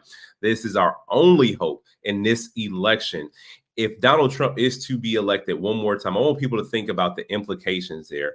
Think about the fact that Donald Trump has gone out of his way to incarcerate Black men, taking out a full page in the New York Times. Not once, when you hear Donald Trump talk about his plan to uplift Black people in this country, not once has he talked about a single Black person that he's hired in an executive level position. Think about his White House. Not once was there a Black man in there doing the work saying, hey, this is what our community needs, this is what our community stands for. And over the last 4 years, Kamala Harris has proven time and time again that she is ready to take on the challenge. She's also ready to take on criticism. She has listened to us when we felt things have not been right. And that's the kind of leader I want in this country. I hope that's the kind of leader you want in this country. We got 9 days to get it done. If you're in an early vote state, please go out there and vote. If you're from Wisconsin, find 3 other people to make sure they come out and vote too. Thank you so much for your time. All right then, Mandela, we sure appreciate it. Thanks a lot. Khalil Thompson. Khalil, you want to make a comment before I go to our next guest, Kappa out of DC? Well, I wouldn't be remiss. I'd be remiss if I didn't try to introduce my pastor, Howard John Wesley from the Alfred Street Baptist Church. Pastor Wesley, very excited and honored to have you here tonight, sir. Okay, Roland. I ain't gonna take for so much of that, man. I ain't gonna take for so much. You know, me and Jamal gonna gang up on you now. We're gonna get you. We're gonna get you. But it's a joy to really join in these voices. Roland, first of all, let me congratulate you on the work you're doing and continue to get truth out there. My dad raised me as a Black man to understand that when we're true to our cause as Black men, we have a responsibility to preserve the legacy we've inherited and to protect the inheritance that we leave as our legacy. That we've inherited a lot from our forefathers, and we have an awesome opportunity to leave something for our children behind us. Here's the reality, brothers, and we all know it. Someone's going to win this election, and whoever does will control where funding is spent. They will control policies that are enacted, and they will appoint judges over us. And the truth of the matter is there's only one candidate that I believe preserves our inheritance and protects our legacy that we will leave, and making certain that policies are passed for our people, making certain that funding is appropriate and adequate, and making certain that the judges who rule over us. Listen, Donald Trump has made it clear what his policies are. We've seen where he's going to put money. We know what the judges he appoints will do against us. And I still see how any true Black man who's true and authentic to the cause, and preserving and protecting our people can vote for anyone other than Kamala Harris. This ain't about who you love or like. At the end of the day, this is about what preserves and protects what is ahead of us and preserves and protects what is behind us. And so I'm encouraging, with the only little voice I have, every brother that I know to make certain we understand what is at stake and that we can get out and cast our votes. Roland, real quick, my mother got a fur coat when she was in her 25th wedding anniversary with my dad. And I remember I was playing with that fur coat once, and I pulled some of the fur out of it. Needless to say, when I woke up on the ground, my mother looked at me. I said, why would you hit me like that? She said to me, if you knew how much your father paid for this coat, you would never treat it as such. Brothers, let's remember how much was paid for us to vote, how much was paid for us to be considered equal citizens in this land, how much has been sacrificed, and let's make certain we don't disrespect the inheritance that we have, and we preserve it to press on to the legacies behind us. Brothers, let's get out and do what we got to do. All right, then. We appreciate it, Pastor. Thank you so very much, folks. Patrick Gaspard, he worked in the Obama White House, also worked a long time with SEIU. He joins us now on the Win with Black Men call. Patrick, go right ahead. Brother Roland, it's such a thrill to be able to join you and Khalil and Blake. I can't think of any brothers I'd rather be in the trenches with. Roland, I'm going to let you in on a little secret. You know that I'm an organizer. Campaigns are simple things. And for an organizer like me, this is the absolute best time in any campaign. After the conventions, after the debates, after the TikTok wars, and after the tens of millions of dollars in TV ads, it all comes down to the final knocks on the doors of our neighbors and the very next call we make to get every last soul to the damn polls. This is clutch time in the game. Brothers, let me ask you, are you all still clutch?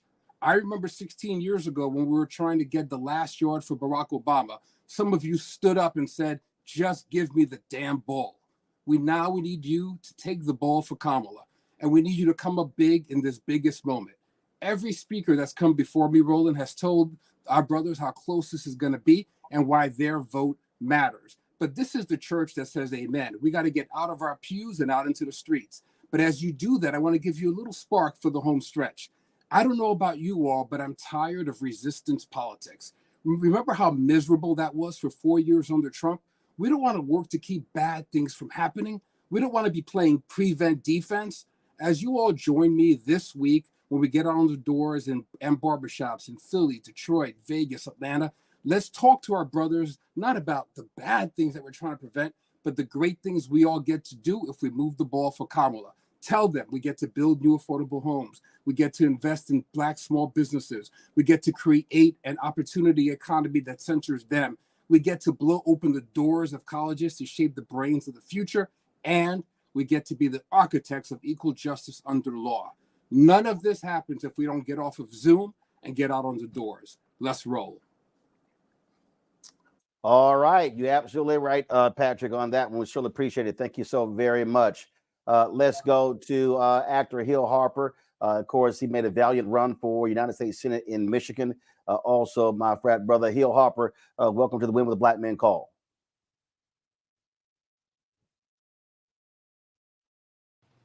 Hey, brother Roland, how are you? Doing great. You're live.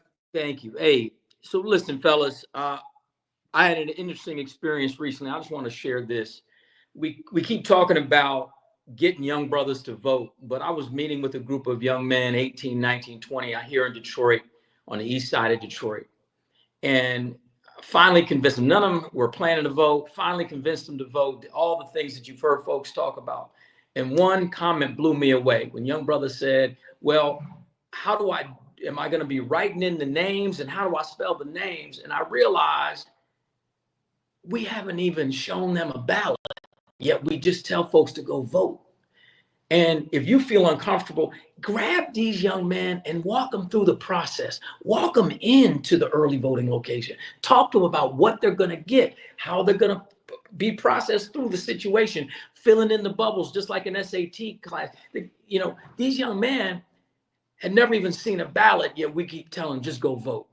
We got to walk them in and got to walk with them. So tomorrow here in Detroit, obviously it's early voting. I'm going to be walking a group of young men in to vote tomorrow. And then obviously Tuesdays is that early voting day. We can do this across the country, do it everywhere, but certainly it has to be that one-to-one situation. You know, with the Vice President Harris, way back 15 years ago, we were in Iowa, crisscrossing the state, trying to get then Senator Obama to win the Iowa primary. Michael Blake was driving me around that state, right? The work that you all are doing, Khalil, Blake, Roland, all of this must continue on November 6th. Win with Black men, and Black men win when we work together as a collective and we continue to fight. Whatever the result is on November 5th, this type of call, this type of Zoom needs to continue, but grab young brothers and walk them into the polls over these next 9 days. We need y'all, love you, and let's do the work. All right, Hill Harper, certainly appreciate it. Thank you so very much, sir. Let's go to the man. If you need to get to Obama during his 8 years in the White House, you probably had to call him. He was his body man. His aide, Reggie Love. Reggie joins us right now on the Women with Black Men call. Reggie, what's happening?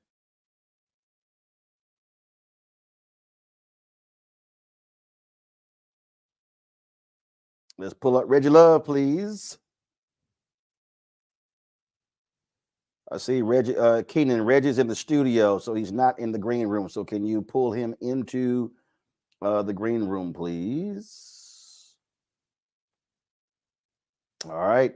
So let me know when we have Reggie. Let's go to Kevin Lyles. Is Kevin Lyles there? I saw Kevin. All right. It's who we got. I'm here. All right. We don't have. Okay. There we go. All right. We're pulling you up right now. Is your camera on, or we just got your audio only? No, my camera's on. All right. Can't see you. Not sure what's going on. But we'll figure it out. Let's see. Kevin, just go ahead and just talk. We don't have your picture. Just go ahead and talk. Hey, Roland. Thanks, Mike, Roland, Makari, Quentin. There are strong policy reasons why I support Kamala Harris. You know, over the course of my four decades in the music business, I've been able to create hundreds of Black multimillionaires. You know, many of them went on to create their own businesses and employ hundreds of thousands of people and give them the same opportunity. You know, when I see what she's proposing to supercharge Black entrepreneurship, I get excited. And I want to push some P today, Roland, and let everybody know that I'm taking it personal. You know, I remember when my son, for the first time, saw his first Black superhero. And I'm not talking about the Black Panther. I'm talking about President Barack Obama.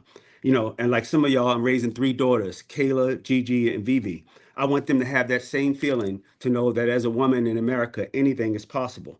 You know, I remember when my grandmother, God rest her soul, said to me, Kevin, can you believe there's a Black man in the White House? You know, here's a woman who lived in colored bathrooms, water fountains, and busing and discrimination. She got to see a small miracle in her lifetime. You know, I want us to focus on the possibilities, not the impossibilities. I want us to make sure that we know that 330 million mothers, fathers, sons, daughters, aunts, and uncles, a lot of them that look like us, will actually depend on our vote. You know, it impacts whether the stop and frisk comes. And I actually was one person who sat with my arm strapped out on Sunset Boulevard and actually had a gun to my head because of stop and frisk. You know, I need us to get off the fence, get off the bench, and make it personal. I need us to treat it like it's the last 9 days are the most important thing in our life, because it is. Let's win with Black men, and let's empower our women. Let's make a difference and make it happen. I love you guys. God bless you. Kevin Lyles, we appreciate it, man. Thank you so very much. We're going to try to get Reggie Love back. He dropped. I'm seeing him there in the studio. So, guys, let me know we have Reggie. Let's go to see Sean Pittman. Sean Pittman that's Reggie Love. There we go. Reggie, go right ahead. Hey, Roland, thank you so much, man. Thank you for all the great work you and Mike and Khalil and Quentin that you guys have been doing over the last few months here. The cast of folks who have made their voice heard, Mandela, Hill, Steve, so many great people here who basically have decided they want to fight for what they believe in. And I tell people all the time, right? Like, the fight, it's not a quarter fight. It's not a year fight. It's a lifetime fight. And we fight with our voice and we fight with our vote. It took 100 years between the end of slavery and the Voting Rights Act to be passed. It took 100 years for suffrage. It took almost 100 years to get the African American Museum built in DC. And the only way we can have these fights is we have to show up. And as President Obama mentioned, he was very diplomatic about it. And he said Donald Trump has never represented our people. But like when it comes down to it, our people have only been the people to represent our people. And we have to show up to have that representation. And so I appreciate what you guys are doing. Let's follow Patrick Gaspard's quotes. Let's be clutch. Let's go out and win right now. And let's use what's in our hands to do it. Thank you. All right, Reggie, we certainly appreciate it. Thank you so very much. All right, folks, let's get Sean Pittman into the green room. I have him listed next to speak. Sean, go right ahead. Hey, Roland, thank you so much for the opportunity, and thank you to Mike and to all of you guys, man. Khalil, Bakari, Quentin, certainly all that y'all are doing. And I want you to know it's working. I think you know it's working. I was in a barbershop that I go to on Sundays, and my barber actually works on Sundays, and he always has you up when you guys are doing this on Sundays. And I just applaud that, because it's the kind of thing that we need amplified, what you guys are doing. I don't listen. A lot of folks have talked and said brilliant things. I don't have anything extra to add to that, but let me say this with the assumption that everybody here will vote. Everybody here is used to voting. Everybody here will show up to vote. Speaking to the choir, let me say this about what our role is at this point. And I think President Obama sort of alluded to it, but not enough time to engage. We have to learn how to talk to people who don't feel like they have a good reason to vote. We have to stop getting offended by it, and we have to listen to them and talk to them and not at them. My recent book called Disaffected is all about that. It's a manuscript for us to learn how to talk to people who don't vote. And as President Obama said, we got to be honest with them, and we have to concede certain things, right? We have to concede that things don't happen overnight. We have to concede that they may have a good reason for voting, because in this day and time, knowing what to trust, knowing what to believe, it's hard. It's hard even for those of us who are involved. Imagine the people who are just going about their day every single day. So let's learn how to talk to them. Let's hear them, and let's go through it in a research-based way to show them that their vote counts. Let's go through it in a data way to show them that their vote matters, and that these issues, if they decide not to vote, show them and illustrate to them that they still are having an impact on the race. Because if they don't vote, they just become potentially a secret weapon for the opposition. And in a lot of instances, that's the oppressor we've been talking about forever and ever. Thank you all for the opportunity to come on, and let's go do this. All right. Sean Pittman, we sure appreciate it. Thank you so very much. Joining us right now, folks, a man who's got more Delta airline miles than a Delta pilot, comedian George Wallace. What's happening, George? I feel good all over. How about you, Roland? Doing great. That is so wonderful. I'm so happy to be here. You're doing a wonderful job tonight. And everybody has said the right thing about voting. And I just want those people that are undecided. Everybody's been very nice tonight. I'm a comedian. I got to say this. What the hell are you undecided about? Huh? You got two people, two candidates. One's for you, one's against you. Okay, do yourself a favor. Give your mom, your sister, your daughter, your aunt, your grandmom, give them an early Christmas gift. Make sure you vote for Kamala Harris, because she's for me, she's for you. I'm probably the only guy, Roland, that really actually rode the back of the bus. I don't want to go back to doing that. We're not going back. So let's continue with success and love. Let's don't erase everything that we've gained, and let's make sure we get out there and vote for Kamala Harris. And as I'm not going to say what Snoop said, but please think about it. Just think about it. Do the right thing. We love you. There's absolutely nothing you can do about it. Thank you, Roland. You're absolutely right. But George, I want you to give you got about 30 seconds left, a specific call out to the people and the brothers and sisters in Georgia. Georgia, right now I'm in Atlanta. Where am I? I'm in New York City. I just got off the airplane. But Georgia, I think we're going to do it, Roland. The young men I'm meeting in Georgia, there's a few people, a few crazy people out there, you know, the Waka Flocka planes. But I want Waka Flocka to think about it. I want all of those guys there to think about it and think about who's right for you, who's more like you. Trump, there's no evidence right now Trump has ever done anything for us. Okay, he talks about the little the college fund, but nothing else. Nobody in his cabinet.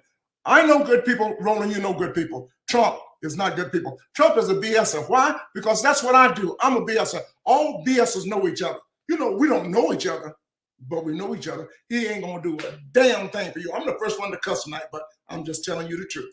Vote for Miss Kamala Harris, and we're gonna be in a better place. God bless you. Was that 30 seconds? Because you know I can talk.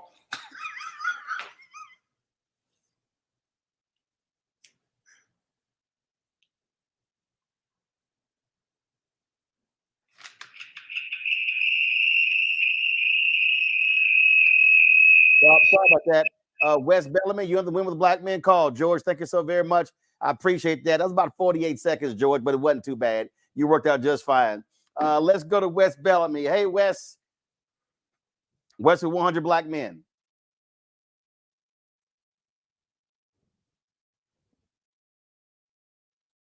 Wes is saying no camera. So turn your camera on, Wes, so we can get you in here. Can you hear me? Yep, we got you. Go right ahead. There we go. Yo, what's up, man? Yo to all the good brothers. I want to start it off with that because Roland, aka the super alpha, have this into an alpha convention. I want to just say on a real serious note, man, it's been really good seeing all the brothers on here, man. But I just want to kind of maybe have a different approach. I've been on this 24 city tour with 100 Black Men called Real Men Vote, where we literally have gone to swing states across the country talking to brothers about why we need to be engaged. And I would just encourage us to think about a couple of things, man. All the comments tonight have been great. But listen, there's a lot of brothers who they need to hear from us, and not necessarily they want to see us in our shirt and ties. There's a lot of brothers who they want to talk to us, but they feel as if when we come up and we show and present ourselves a certain way, it doesn't relate to them. I was having a conversation with a rap artist last night about how he feels that a lot of the people who are coming to talk to him right now are individuals who only pop up every now and again. And what we have to do, brothers, is maybe take down the talk in regards to high-level policy and really just be real and authentic about what's at stake here. One of the things I've been saying to brothers, may be a little controversial, but I'm just being real. Hey, listen, man, if you have a situation with a young lady and for whatever reason y'all pop it off one night and y'all make a decision and understand that we maybe have made a mistake and we don't need to take this further, and she doesn't have the right and you all don't have the opportunity to be able to choose what to do with your body, you're going to be in a bad position. It's that simple. When we talk about brothers having interactions in unfortunate situations with the police and law enforcement, and there's one candidate who's clearly saying, yo, we're going to give law enforcement full immunity to be able to do whatever they want to do. Nobody in our communities needs to have that. And I think some of our talking points in the way in which we're speaking may be up here. And this is no disrespect to anybody. Let's make sure we get back to a level and a position in which we're talking to our brothers with our most authentic voice and making sure that they understand what's what. I'm going to be traveling the country these last 10 days or so, talking to brothers. We're going to be in Pittsburgh this Wednesday. If anybody's in Pittsburgh, 7:30, we'll have another Real Men Vote event there. But listen, man, y'all know what we got to do. But I'm just encouraging you, man. Be your most authentic self when we're talking to who we need to talk to, because those are the ones that need us the most. We're dealing with a lot of misogyny. We're dealing with a lot of brothers who maybe want to be white male adjacent. And those are the ones that we're trying to turn over and help them understand that we're running this marathon. I got this Nipsey Hussle hoodie on, all money in, no money out. And he says the marathon continues. Let's get to running. Voting is just the first point. Let's keep going. I appreciate y'all. Love. All right, Wes, we appreciate it. Thank you so very much. All right, folks, joining us on the call right now, Mondale Robinson, Black Male Voter Project, also mayor of a town in North Carolina. Mondale, what's up? What's up, Roland? What's up, y'all? Thank y'all for having me. I appreciate this organization of Black men, those who are already probably super voters. But Black Male Voter Project speaks to the brothers who don't see themselves in the electoral politics. That is not because we are misogynistic, not because we are lazy or some pathology exists in us. It is because for 248 years, America has made us invisible. We have a wonderful vice president who's soon to be our president, and Kamala Harris, that has offered us a priority reset. And this is for the first time in the history of this country that Black men are experiencing a policy presented to us in a presidential year for us explicitly. And that is new. That invisibility has also been coupled with America's tolerance for Black men's long suffering. So I tell people all the time, stop talking at Black men like we don't know what's at stake. We are already showing you that since Donald Trump has come on the scene, Black men have become more progressive. We stand up and we show out. Don't even believe that this election can be won without Black men, and Black men are well aware of that. I don't spend time talking about the 10% of brothers who may show up like Byron Donaldson and the rest of those clowns, because I know it's enough of us that care about Black women in our community to continue to win elections like we did Georgia in 2020, like we did in Ohio in 2023 for women's right to choose, like we did in Michigan in 2022 for women's right to choose. So if you don't know that Black men are here for our community, then you don't know enough Black men. I'm Mondale Robinson. I'm a Black man in America, and I know what's at stake. So you don't need to tell me. Peace, y'all. All right, then, Mondale, we surely appreciate it. Thank you so very much. All right, folks, joining us right now, Cliff Albright. He is the co-founder of Black Voters Matter. Keenan, if you have their new ad ready, why don't you go ahead and run that ad, then we'll hear from Cliff. Did you know that Trump wanted the military to actually shoot Black Lives Matter protesters? I mean, Trump is not He let people die during COVID and then told us to drink bleach. He tried to kill the stimulus bill and couldn't, so he delayed the money just so he could put his name on the check. Trump ain't He used the death penalty to execute Black men like Brandon Bernard. He Obama's economy, lost thousands of Black jobs. He started inflation. He gave his billionaire buddy a tax cut. America, Trump ain't don't vote for that man. He's nothing but. Vote Kamala Harris for president. All right, Cliff, go right ahead. What's up, Roland? Hey, I'm gonna make it quick. I'm so glad that that Wes was on here just a second ago talking to our brothers in our authentic voice. I don't know how to get no more authentic than to say Trump ain't shit, right? But it's not just about that. It's also about letting folks know why he ain't shit. And so I agree with my brother Mondale, who was just on here talking about that 10% that's out there. They in a sunken place. Like, there ain't going to be too much that we could do with them. They've been voting Republican for 30, 40 years, right? Then we got the 80%. That's all of us on here that we know is with Kamala. That we know is going to do the right thing. That we know be on these calls every week, right? And then we got that 10% that's in the middle. That's where the sweet spot is at. That's where we got to do the work. That's where we got to have these conversations. And part of what I want us to do is be able to have the tools to have those conversations. So we got not just that video, we got 4 other videos that we got. You can check out our website, bvmactionpack.org, bvmactionpack.org. You see, I got on our shirt right here. You can go to our YouTube page at BVM Action Pack. Get those videos. We got 5 on there. Guess what? Show one of those to 10 of your friends that you know need it. Show one of those each day for the next 5 days. And when those 5 days are up, guess what? Go back and do it again, because we got 10 days left. So you go through 2 rounds of sharing those videos and having some conversations, and then get with us if you need any other tools to have these conversations. The 80% got to work the 10% so that we can overcome the other 10%. Let's do it, y'all.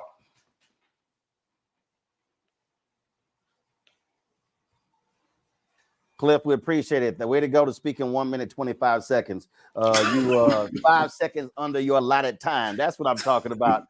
Cliff, I appreciate it. Thanks a bunch. Terrence Green joins us right now. Pull up Terrence Green, please. Good evening. How's everyone doing? 10 days out. My name is Terrence Green. I do Black Media with the Harris campaign, and it's great to see everyone getting together in this final stretch to support Kamala Harris. We have been listening, and we have heard what we need to do to speak with our own folks to get us engaged and energized. We need to let people know that we want them here. We need to let Black men know that they are welcome here and an important part of the coalition. So that's why we put out a plan. And we want to make sure that people understand that there is something specific and concrete here for you. And that's showing up in the advertising as well. We want to make sure that there's also no daylight between the support that Black women have for Kamala Harris or Black men. So some of the messaging that we're putting out there, specifically in markets like Philadelphia and Detroit, with local voices, are putting us with our full throat and chest out there saying, yes, we support this woman. We're behind her, and we'll do everything that we can to make sure she's our next president. They're trying to divide us on the airwaves with a lot of anti-immigrant stuff, anti-trans stuff, but we're smarter than that. We're not going to let this stuff take us away from the message that we need to get out there and the goal and mission of getting Kamala Harris elected our next president. That's what they think of us, so low that they would use these sorts of things to take us away from what it is that we've got to actually do for ourselves. So we're informed, we're engaged, and ready to make Kamala Harris our next president. Thank you for your time today. All right, Terrence, we certainly appreciate it. Thank you so very much. All right, folks, right now, let's go to John Taylor. John Taylor, he is with Black Men Build. John, go right ahead.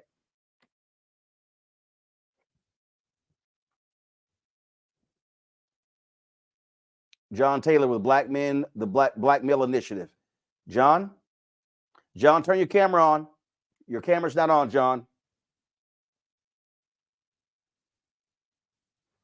All right, while John is getting in place, let's go to Chris Jones.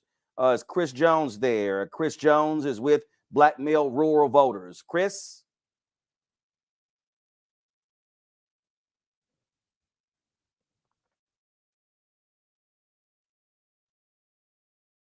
And if Chris is not ready, let's go to Ambrose Lane, Black Men for Harris. Ambrose Lane. All right, who we got? Thank you, Brother Roland.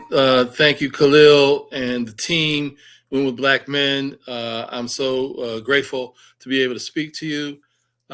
Yes, we are doing everything we can to get the vote out, doing souls to the polls, car rides to the polls. We're trying to do everything we can and support Win with Black Men and their trips to Pennsylvania.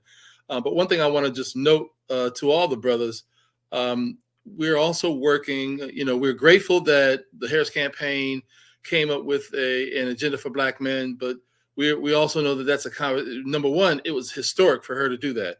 But number two, we also know that it's a conversation starter. We know that there are some things that we still have to work on in terms of issues facing Black men.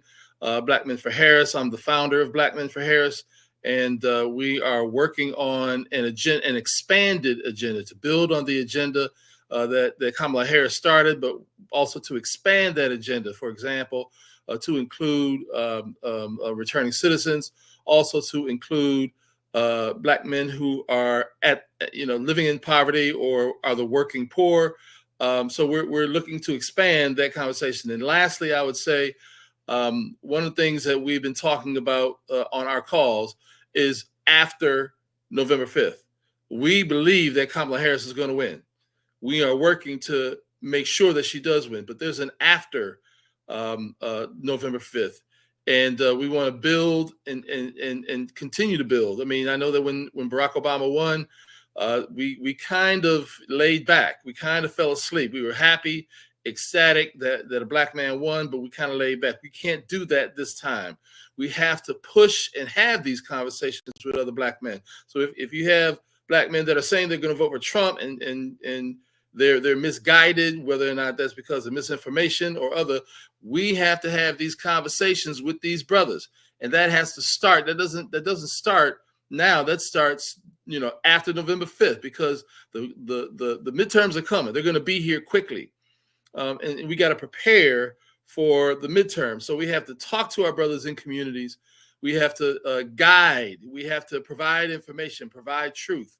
And so when the midterms come, we're ready. So we so that there's not a significant segment of Black men who are going to sit out or who are going to sit at home or going to wait for the next election. So we got to begin this process now. So I just wanted to make sure that we are going to move forward with Win with Black Men, with Black Men Vote, with Kairos, with the collective, on coming up with an agenda, an expanded agenda, a Black man's agenda that will include some of the things. So I appreciate it, Roland. All right. Appreciate it, brothers. Have a great day. All right, Ambrose, certainly appreciate it. Thank you so very much. Do we have John Taylor or Chris there? Do we have John or Chris? Who do we have? Hey. Go right ahead. All right, Roland, appreciate you, man. Appreciate you, Khalil. Appreciate you, Bakari, all of you all and Mike Blake. Look, I'm I'm a co-chair, national co-chair of Dirt Road Democrats. I'm also with Rural Americans for Harris. We are out here fighting for rural Black men, and they are showing up. This race is going to be close. And because the race is going to be close, rural voters matter. We project about 40% of the electorate this year will be rural, and about a third of people of color are in rural areas. So rural areas matter for stopping Project 2025 at the state level. And when we speak to rural Black men, we're talking about building houses in rural areas because of lack of housing availability and affordability. Forgivable loans, entrepreneurship. Black farmers are excited because they know that Harris will continue to fight for money for them, and they know what Trump did, which fought against them. And I'll tell you, I'm a girl dad. I have 3 daughters, Jordan, Janelle, and Jasmine. And there are a lot of rural Black men who are girl dads, and they know what it would mean to live under a Donald Trump. So they want their girls to live under a VP Harris administration. Last thing I'll say is that engagement matters, and Wendell Pierce and Win with Black Men showed up because it's not only about swing states. We have to focus there. It's also swing districts. And with those swing districts, they showed up in West Memphis. They fought against the MAGA Republican Party, was trying to eliminate early voting, and we won. And because of that, we set record turnout on the first 2 days of voting in West Memphis, and we're going to get Rodney Govins into Congress, Jesse Magruder into the House, Lincoln Barnett in the State House. We're going to do this, y'all. All right, then. We appreciate it. Thank you so very much, Chris. Let's go to John Taylor with Black Men Bill. John, you there? I'm here. How we doing this evening, Brother Roland? Great. Go right ahead. All right. First of all, let me give a blue 5 to all the brothers of Phi Beta Sigma. It takes a little while, but we get there. And to the rest of y'all. So we're clear. In Georgia, on the ground, brothers are in motion, but it's not just in Georgia. I've heard a lot on this call tonight and on each of these calls about what brothers need to do. And I just want to be clear about what brothers are doing. With our organizations and our network on Black Male Initiative, we have knocked over 935,000 doors, attempted conversations during this cycle, and had over 195,000 conversations. So when we listen to pollsters and we believe the hype, we might think we're losing. It may be neck and neck, but it's not neck out. Out of those 195,000 conversations that we've had, we're clear about the fact that about 82% of the people that we've talked to, ages 18 to 35, folks that they consider low propensity, infrequent, that we know are low investment, are supporting a progressive agenda. We understand that the gap that they're concerned about is being cleared on the ground every day. And most importantly, I want to say thank you to the brothers that are standing in the way, that are out there every day, that are having these conversations. So we're coming with a very clear message at Black Male Initiative. Don't believe the hype, believe the heat. Believe what you see on the ground. Believe what brothers are telling you. Believe what brothers are showing you. Don't believe what they say about us. And there should never be a conversation about us without us. So believe that you have to be part of it because we want you in it. Thank you, Brother Roland. All right, then. We certainly appreciate it. Thank you so very much, John. Thanks a bunch. Let's now go to, give me 1 second. Let's go to get a battleground update from Georgia. Theron Johnson, go right ahead.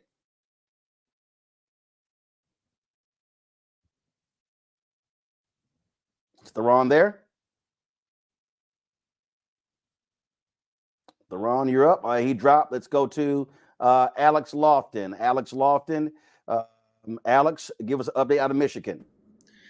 Update out of Michigan. Hey, y'all. Great. Thanks for having me on. 1.5 million voters have voted already here in Michigan. About a quarter of them, that's kind of a quarter of total voters. And we believe about 1/3 of them are voters for us here in Michigan. There's been 2 ways for people to get voting already. Vote by mail, in-person voting. So far, vote by mail returns lower than 2020 to be understandable because of COVID. But Wayne, Genesee County, Detroit, Flint, These are places that are looking better than returns in the overall state. So a lot of great momentum here. In-person early voting started across the state yesterday, started in Detroit last week. And since then, about 12,000 Detroiters have voted in person, and 150,000 yesterday voted in person early. So we're waiting on data on exactly who voted there, but we're feeling pretty optimistic. At the doors, I got to do some door knocking this weekend in Detroit, and Black men in particular, understandably, a lot of skepticism, ambivalence, but they just need to have more folks at the door who can really connect and aren't some sort of semi-retired person from California, but somebody who can actually connect more deeply. Voter intimidation has already started. Mainly so far, the reports of that has been outside of Detroit, in more rural areas or suburban areas. But we're going to keep monitoring that and see if that picks up. And we need help. We need your help to come win. I'm going to put it in the chat right after this. A couple of ways you can get involved: signing up to volunteer with us and knock on some doors. Also, voter protection is going to be a really big thing here. So we're feeling fired up, ready to go. But we got a lot of work, and we need all the help we can get. So come on out and help us out. All right, then. We appreciate that so very much. Let's go back. Let's go to Georgia. Theron looks like he's got his camera ready. Theron, you there? Yeah, it's Darren. How you doing, Roland? Darren, go right ahead. Hey guys, thank you all so much for being on this call. Very honored to be able to pop in with all these great men and organizers from all across the U.S. But the state of Georgia, we're fired up and ready to go. So can be more proud of this team that we have. Since the inception of this campaign, when it was Biden Harris, we didn't stop working. We've been building a very strong infrastructure. Then, of course, when Vice President Harris became the nominee, we got right to work. And so we're talking about immediately getting about 40,000 volunteers. We have 32 offices across the state that are open, roughly about 220 paid workers. And, of course, you guys have seen it all on television. We've been having some packed out rallies. The Vice President was just in DeKalb County, which is a very strong county in Georgia, the most Democratic county performing-wise in Georgia, with former President Barack Obama, Tyler Perry, Samuel Jackson, Raphael Warnock, Senator Ossoff, Spike Lee, you name it. All these people were there speaking. And so we're really fired up in this state and ready to go. Now, we've had some challenges. You guys are all probably seeing that we have a state board of elections that tried to really put forth some rules at the very last minute to try to change how we elect people in this state. And so fortunately, the U.S. Supreme Court struck down those proposals. But, we got a big voter protection team here in Georgia ready to go. The last thing I would tell you is that early voting.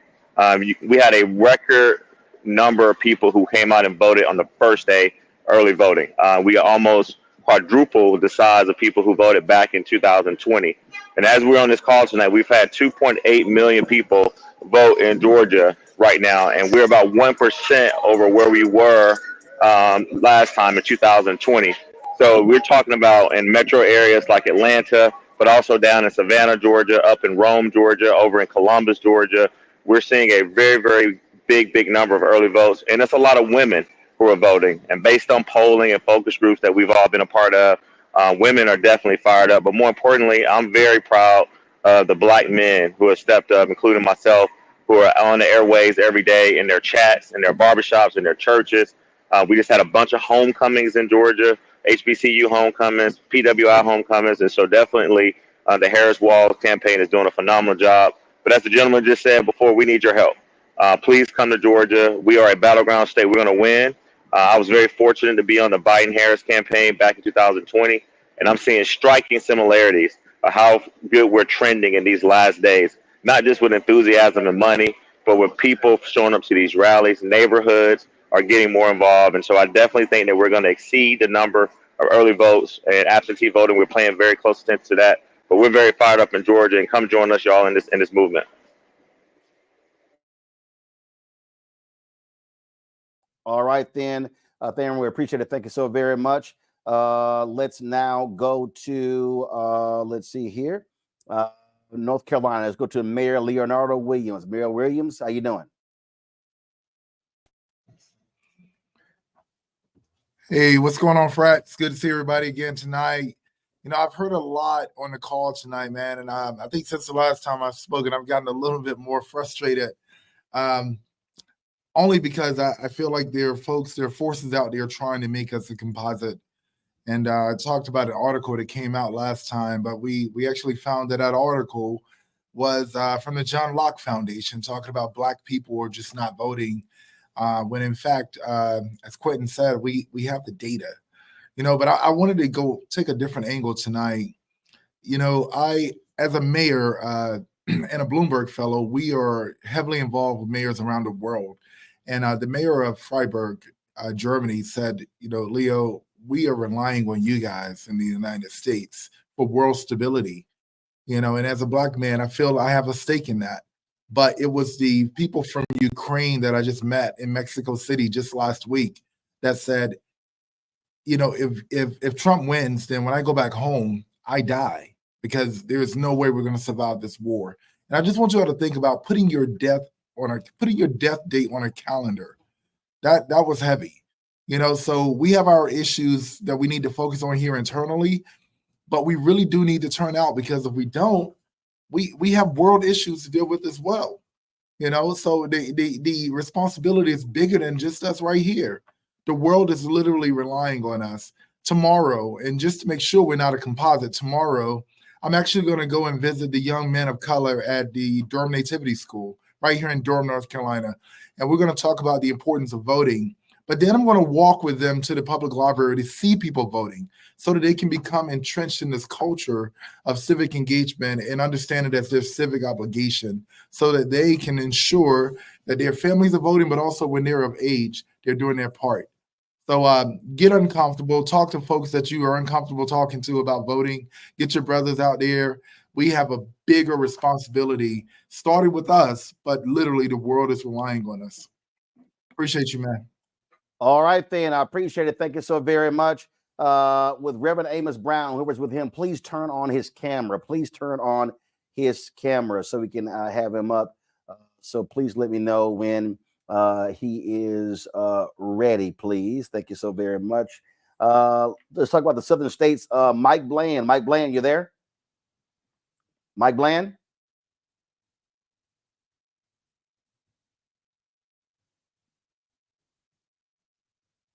Who we got, folks? Hey, I'm here. How you doing, Brother Martin? There we go. Go right ahead. Man, look, we are 9 days away from victory. I just want to encourage all of our brothers to tag another brother. I heard the good brother from the Urban League say earlier, Mark Mariel, that we have to contact 5 other people. And I've been saying that for the past 8 weeks. We've got to get in touch. We got to tap into our top 5. Who are the top 5 brothers we can touch across our phones, our networks that we haven't talked to in a long time. But Brother Martin, I'm excited because, you know, one of the things during the campaign, we're excited to announce this weekend, we probably had our biggest faith weekend, if you will.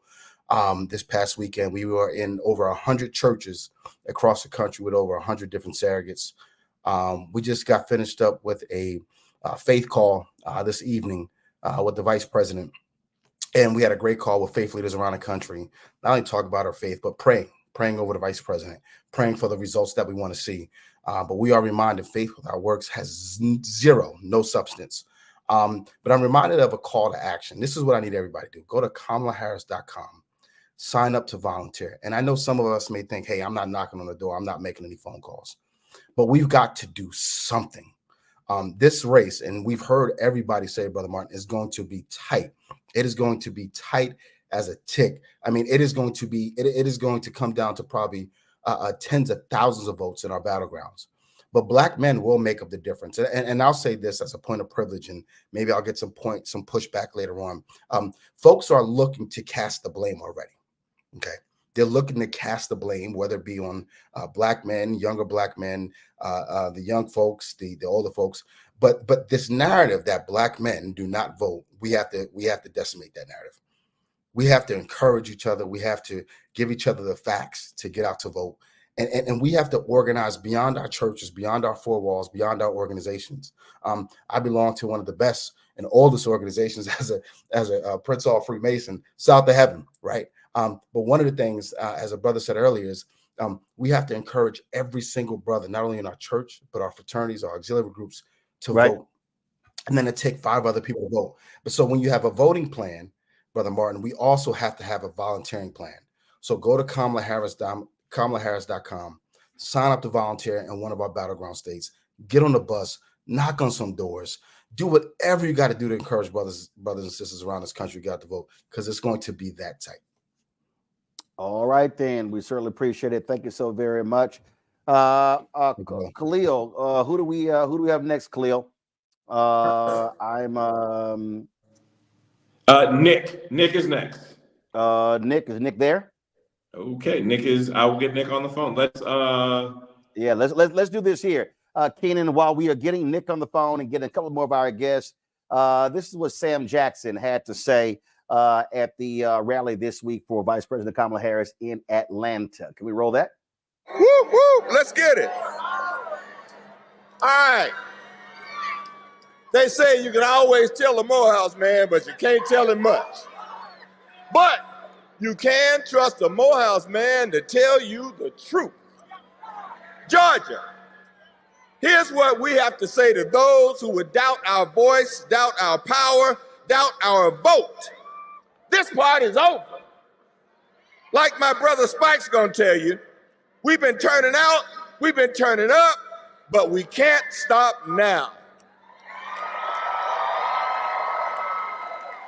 Georgia, we got 12 days to choose which way our country is gonna go from here, which way our future is gonna go from here. That's why I'm so fired up to be here with y'all. And that's why I'm so proud to support our next president of the United States, Kamala Harris. You don't have to wait till election day to show your support. You can go vote early right now in any polling place in your county. Showing up at the polls is the only way we can deliver Kamala Harris' future. She's running on a vision to lead our country forward. A vision built on hope, built on faith, and built on opportunity. Built on the belief that we can build a brighter future by lifting each other up and not tearing each other down. She's running on a proven track record of fighting for the people, standing up to bullies, protecting the most vulnerable, and taking on the toughest fights. And we've heard her favorite curse word is a favorite of mine too. But I ain't gonna say that word.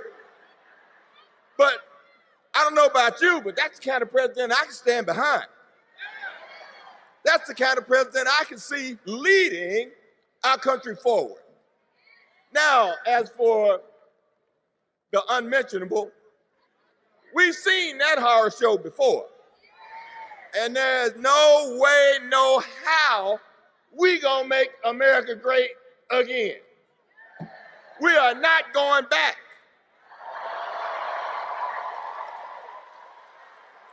That's right. That's right.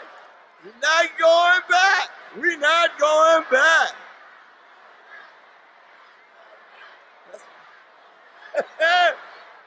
Oh, yeah. So, Georgia, we can't let up. We got 12 days to run through the tape. We got to knock on doors. We got to make some calls. We got to get our families, our friends, our neighbors' neighbors to turn out, to turn up and turn out. But most of all, we got to show them all our vote is our voice. Our voice is our power. And our power is how we win. Thank you. We are not going back. You damn right. That's what I'm talking about. Yeah. Yeah.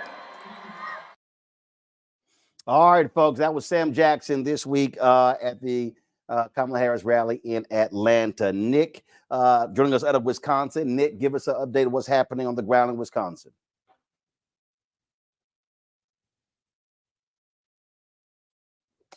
Let's bring Nick up, please. Nick, there you go. Hey, Roland. Thank you so much for having me on. Hey, everyone. Nick Truog, political director here in the great state of Wisconsin. This evening has been inspirational, hearing from so many powerful Black men just across the country and across the nation. And we're all putting in work to deliver to Wisconsin. As we head into the final week and weekend to Election Day next week, it's all hands on deck. And we have seen the case against Donald Trump, but we also seen what an agenda for Black men looks like under a Kamala Harris administration, and it's something that I believe in. And this is a time to really change the political landscape for us in our communities. And this is an opportunity we cannot let slip from our fingers. Here in Wisconsin, we are out here full steam ahead, knocking doors, making phone calls, early vote block parties to mobilize voters across the state and Black voters across the state as well. This past week, we had really exciting block parties to get folks to early vote in the community, from Clyn Rose Park in the Central City in Milwaukee to Racine, Wisconsin, where we had over 100 Black voters come out for a block party and then went to go early vote across the street at the community center. This week, we're going to be having a lot of national surrogates come, Black men focused events, Souls to the Polls engagements, thanks to all of the great surrogates and our in-state leaders who are going to churches, talking to voters, meeting voters where they're at, in the barbershops and across the board. Wisconsin, every state will tell you, we'll talk about this. But in 2016, I will never forget. I was a fellow and volunteering on Hillary Clinton's campaign. I was in school, and I spent so much time. I even skipped some class knocking doors because I did not want the result to be what it was. And as I go through this campaign, I can't help but think about my little sister Abby, who when Hillary lost, I was thinking about how important it is to see for women to have the opportunity in this country, to make sure that their rights are protected, to make sure our community's rights are protected. And I feel the stakes are way more higher now. And I'm the only man in my family, and I know it's my responsibility to make sure that I'm protecting my family. And we heard that a lot on this call today. So I'm calling upon all of you to really get involved. I'm really encouraging you all to sign up to volunteer. Come to Wisconsin, knock doors in Milwaukee, Racine, and Kenosha this upcoming weekend. If you're in Chicago, take the drive up, take the Hiawatha up. Volunteer with us, knock some doors, do some phone calls. Everything is at stake, and it's our responsibility to protect the ones that we love and make sure that they have the rights that they deserve and be treated as equals in this country. And that is something that's very important to me. So we have a lot we have a lot going on right now. We're knocking a lot of doors. We're getting out the vote. So by any means necessary, we need to make sure that we're getting folks out to vote and motivating our folks. So thank you so much, Roland, for having me. Thank you to every leader on this campaign. Thank you to every volunteer. Thank you to every elected official, pastor, community leader, mentor. This is a community. This is a movement, and together we're going to make sure that Vice President Harris is elected in less than 10 days. So thank you so much for me. Nick, I appreciate it. Thanks a lot. Let's go to Reverend Nelson Rivers III. Reverend Nelson Rivers.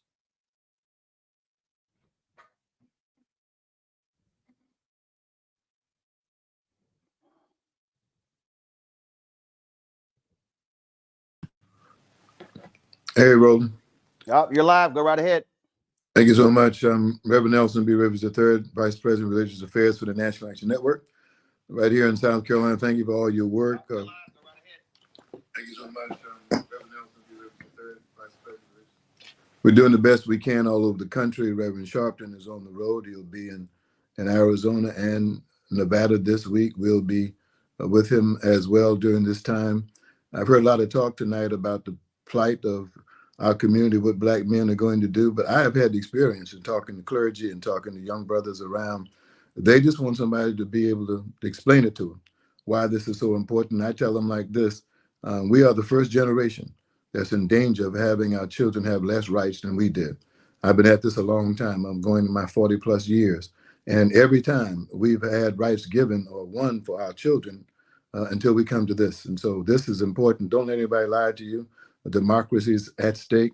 Vote is at stake, and our very lives are at stake. That's not hyperbole. That's just real. They told you who they are. Believe them when they tell you. So thank you for your work. Thank you for all that's been done, going to be done. We're going to turn out this vote in both South Carolina and around the country. The question will be, will we sit on the sideline and let it happen to us when we can make sure it happens for us? Thank you so much. All right, Reverend Nelson Rivers, I appreciate that. That 1 minute, 19 seconds. Look at that. Preachers are handling the time tonight. All right. Thank you so very much. Bless you, bro. Thank you. Do we have, let's see, we do not have Amos Brown. So let's do this here. Guys, we're going to make one more attempt to get Reverend Amos Brown, get his camera or audio straight. He, of course, is the pastor of Vice President Kamala Harris. Keenan, let's roll with Spike Lee's comments. No, let's do the BET promo. I haven't seen it, but let's roll with that. Go right ahead. I am D.L. Hughley. With so much at stake this November, there is a lot to discuss. We want a seat at the table. Join me as I talk with special invited guests for deep and honest discussion with the brothers. I don't feel either of them really represent what I'm looking for. To hear their thoughts, their feelings, and what issues matter to them in the upcoming election. This election is not about the two people running, it is about our future. Join us for BET Black Men Summit. Tuesday at 10 on BET. All right, then. Appreciate that. Let me know if we got Reverend Amos Brown. Let's roll with Spike Lee. This is what Spike had to say this week in Atlanta. What's up, George? How you doing?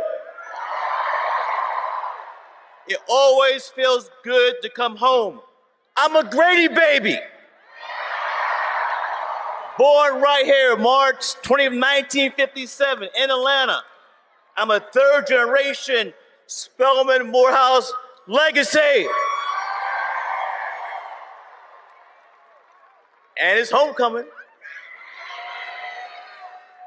Power is knowing your past. And right now, we're 12 days out from the most pivotal election of our times.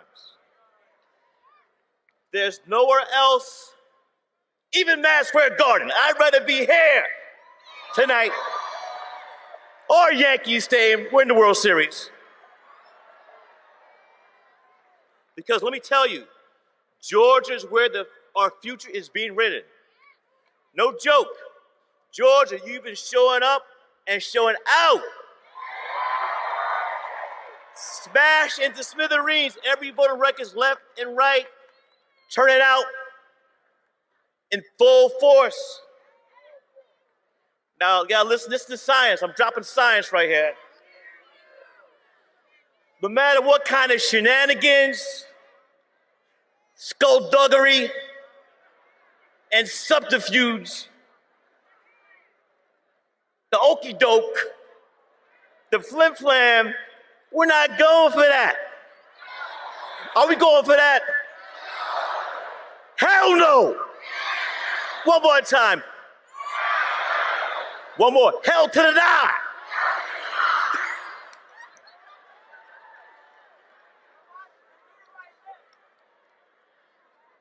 It's coming, it's coming. But you know what, Georgia? We ain't done yet. We've got 12 days. That's a dozen. And we don't have a second to lose. Now, if we want to move forward, not backward, now we want to fight for the one candidate in this election who's fighting for us. Now we stand with the one candidate who's standing up for us. Now we raise our voice for the one who's speaking up for us. Our sister Kamala Harris, the VP. Now what are we going to do?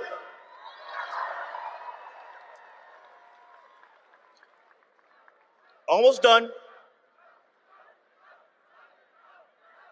And look, I don't even have to ask Do you know? Do you know? Do you know? Do you know? You already know what time it is. That we don't have a moment to lose. We want to stop that other guy. I don't call him by his name. I call him Agent Orange. You dig? Sure enough, we cannot be hoodwinked, bamboozled, led astray. Now you know where that's from. Power is knowing your past, and to know our past is power. And sisters and brothers, right now it's time to choose direction we want for the future. We get to decide. So we gotta wake up. We gotta open our eyes to what's at stake. And to quote Parliament Funkadelic, we gotta turn this mother out. Now you know about P-Funk.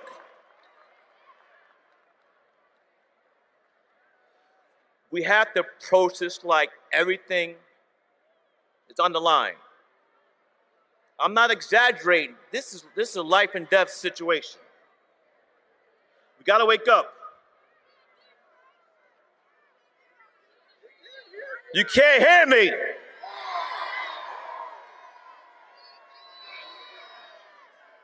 I'm not starting over. Anyway, I want to thank everyone for coming out. You look beautiful from here. Sisters and brothers, all races, gender, we have to fight. We fight, we win, we fight, we fight, we fight, we fight. Sure enough. All right, that was Spike Lee at the rally in Atlanta this week. Let's see here. I think we finally have Reverend Amos Brown. Reverend Brown, are you there? Brother Roland, I am here. There you go. To all the brothers on the call, I just simply want to say with 10, we can win. Each of us has at least 10 persons in our network. And if we would call 10 more, geometrically, our numbers will multiply. And we will have the sufficient number to send 45 where he belongs, to rest and never to bother us again. He does not epitomize anything that represents humanity, decency, fairness, justice, and respect for us as African Americans. Come on, brothers, we can do it. And as Daddy King would say, never give up. Don't give up on yourself. Don't give up on your families, your church, and your community. For when we stick together, we can win. Reverend George Washington Lee, on May the 7th, 1955, was murdered in Belzona, Mississippi, because he wouldn't take his name and his wife's name off of the voting roll in Humphreys County, Mississippi. Swerna, Goodman, and Cheney gave up their lives for the right to vote for many blacks in the Mississippi Delta. Don't trample, don't spit on their graves. Let us do the right thing and vote on November the 5th. All right. Reverend Amos Brown, my alpha brother. I appreciate it, sir. Thank you so very much. Thank you. Thank you. Closing comments. I'll start with you, Mike Blake. Mike? Yeah, brother. Everybody, you've heard it. Let's be clear. You got inspired by a former president. You're hearing the direction and Don't think your camera's on, Mike. But keep talking. I can see it here. Okay. Your camera froze. Just keep talking. So everybody, we got work to do. We have 9 days. So again, we put it in the chat. We need for you to be volunteering. We need for you to be making phone calls. We need for you to do the work right now. So again, we're going to put it in the chat again. At the end of the day, phone calls, knocking on doors, voter protection, over and over again. You do that, we'll bring this home. Roland, thank you, brother. Appreciate it. Thanks a lot. Khalil. I couldn't say it better than my brothers. Thank you, Roland. Thank you, Michael. Thank you, Bakari. Thank you, Quentin. Thank you to the phalanx of men who have come before me and before us, the shoulders who we stand upon, whether it's Goodwin and Cheney, whether it's Medgar Evers, whether it's Reverend Dr. Martin Luther King, whether it's Malcolm X. The names can go on and on. Those that have lost their lives too soon. Whether it is Oswald Thompson, Hakeem, Ater, and others who are with us, we want to take in this power of tonight and really lean into the work that we're doing. So we ask each and every one of you, go to winwithblackmen.org tonight. We would love it if you can make a contribution to continue in the fight and the work that we're doing. But more importantly, we would really appreciate if you could sign up to get on a bus and go knock on some doors. Do some good community organizing. Like my president 44 said earlier, and sign on to get on a bus, whether it's from DC to Pennsylvania, South Carolina to Georgia, Virginia to North Carolina, or Chicago to Wisconsin and going to Milwaukee. And then on Tuesday, National Early Vote Day. It's our day of action here at Win with Black Men, as well as we're partnering with Collective Pact, Kairos Democracy Project, and others to get out the vote on National Early Vote Day, doing every single thing we can. I talk about my amazing 7-year-old CEO. It is almost 9:30, so I hope she is in bed. But I hope that we don't wake up on November 6th and have to worry if we didn't do everything that we could. So again, go to winwithblackmen.org, sign up to get on the bus, sign up to be a state captain, contribute what you can, and let's continue this work. Not only on November 5th, but we're going to start doing our work and holding accountability for whoever sits at 1600 Black Lives Matter Way. And the work is going to continue from there. So thank you, Roland, and thank you everyone who joined tonight. All right, Khalil, we appreciate it. Thanks a lot. Hey, folks, tomorrow there's going to be a call taking place with business leaders, the Black Economic Alliance. The question is, what do Black men want? Wealth, wellness in the 2024 election taking place tomorrow, 8 to 9 p.m. Eastern. You see where you can RSVP. These are some of the speakers that are going to be there. I'm going to be hosting this call, again, taking place from 8 to 9 tomorrow. So we look forward to that call. You saw the BET promo, the D.L. Hughley hosted BET special is going to be airing on Tuesday night as well. I'm going to be, of course, in D.C. covering the vice president's speech at the Ellipsis, the same place Donald Trump led the insurrection on January 6, 2021. So look for us to cover that on the Roland Martin Unfiltered and the Black Star Network. Of course, we'll be live 6 to 8 p.m. Eastern tomorrow.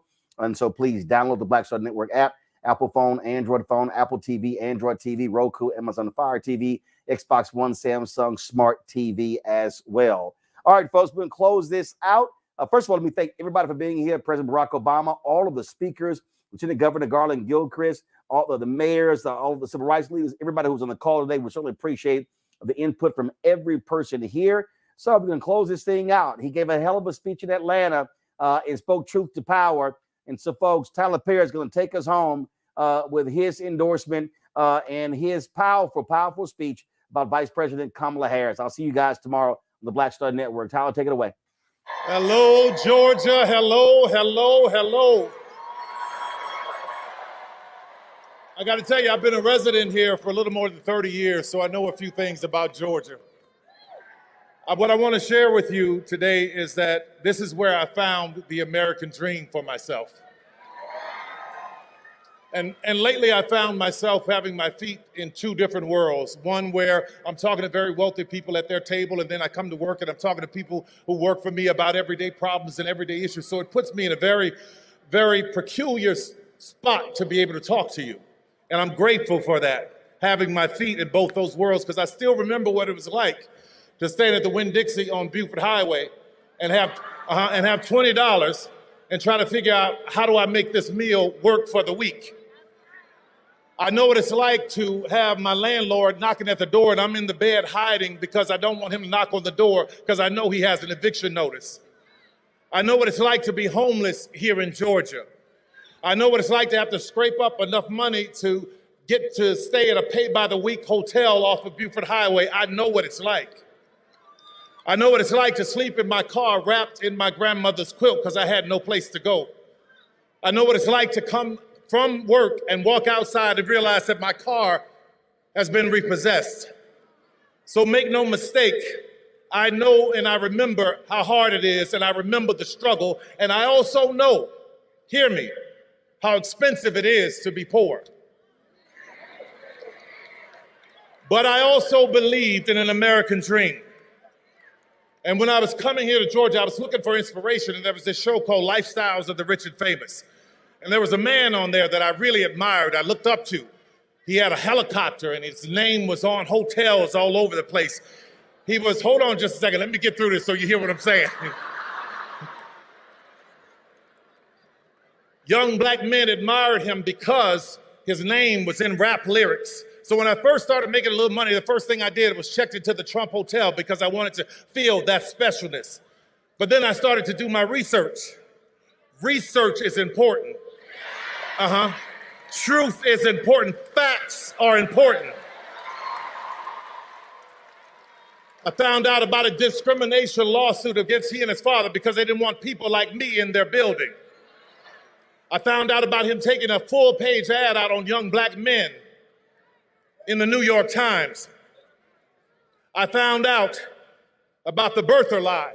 We all heard it, saying that Barack Obama was not born in this country. There are undertones there and there are echoes there that we all had to pay attention to. So I watched him when he won the presidency.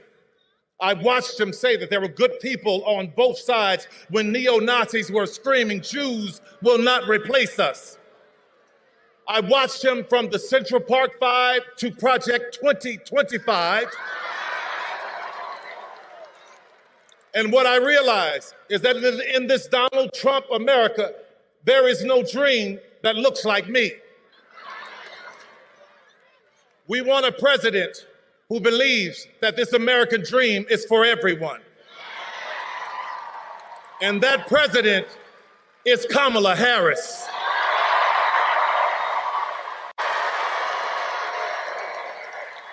We want a president that understands, like I did in Georgia. When I came here, I didn't have anything, but I had a dream. So I worked, and against all odds, I worked my way to where I am now.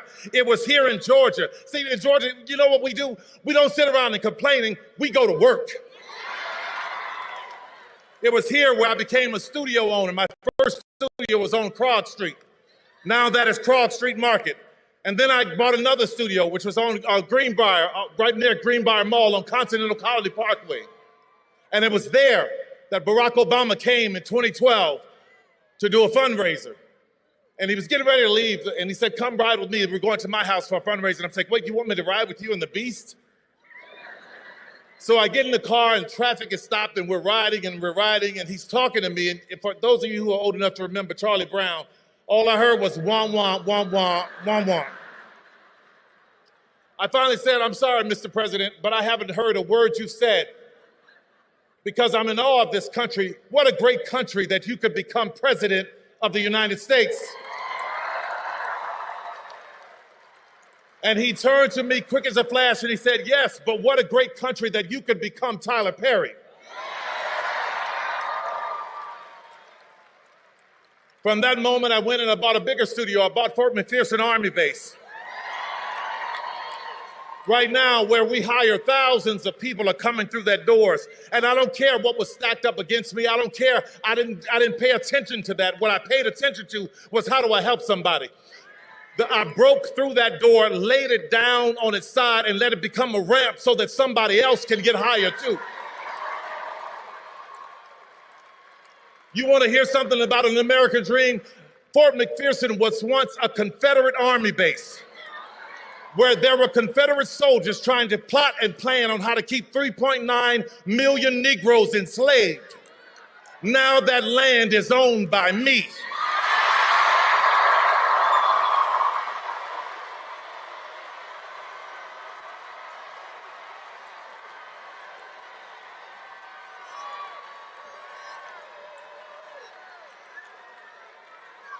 Let's talk about an American dream. It's seniors working so hard and working hard and working, seniors working hard. And what I realized when I bought it, that seniors around, their taxes were going through the roof. So what I did was, I was like, no, you're not gonna come here and take these seniors' houses. I paid everybody's taxes off for years so that they can keep their houses. When an 85-year-old woman in Coweta County lost her house to a fire and wanted a place for all her grandkids, I rebuilt that house for her. Most recently, I saw in AJC a story where there was a woman who hired this contractor and he gutted her house and left her there with nothing. She was living in a house with no plumbing and no walls for years. I rebuilt that house for her. Why am I telling you this? I'm not telling you this to be bragging. What I'm telling you about it is, what I want you to understand is I have compassion for our seniors. So when a candidate says that we have lowered the cost of insulin to $35 for seniors, that candidate has my vote. I put many kids through college, and recently there was a woman who was murdered by her husband, and she had 3 kids that were of college age. I put all those kids through college. So when I hear a candidate say, we are going to do what we can to reduce student loan debt, that is a candidate that I can stand with. I stand with a candidate who has an American dream for everyone. She stands with us. And she has an American dream for our children. And let me tell you something about the children. I don't know if you remember, but her DNC speech was great, right? But there's a moment that you may have missed. When the cameras were rolling and she was walking around and the balloons are falling and confetti's falling, I'm watching her smile and wave. Her family comes out, but there are 2 little girls on the stage. And I see her constantly making sure they're okay, not getting too close to the edge. That's what you want. See, the little things will tell you about the heart of a person.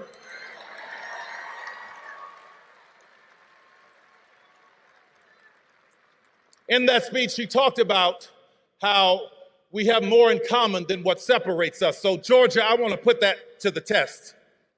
I didn't have a father who gave me millions of dollars to start a business. Did you? Didn't think so. My mother didn't have some great legacy, but she taught me how to pray my way through a situation. It sounds like we have that in common. I'm the kind of American that believes in a secure border, but at the same time believes that if anyone is coming seeking legal asylum, our arms should be open to them.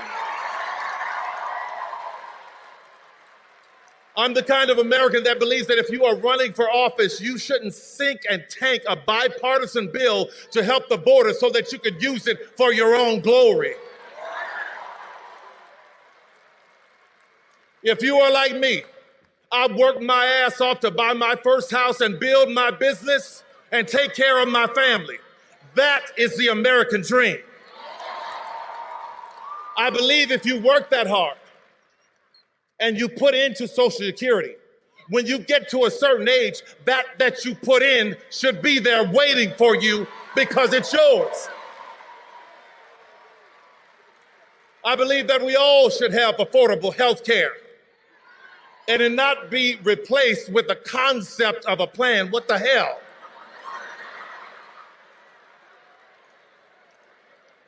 I'm the kind of American that believes that no matter what your party, we ought to be able to sit down and have civil conversation so that we can work toward a solution, the same as I do with our governor, Brian Kemp. I'm the kind of man that believes, I'm the kind of man that believes that the government nor a man should be telling a woman what she can and cannot do with her body.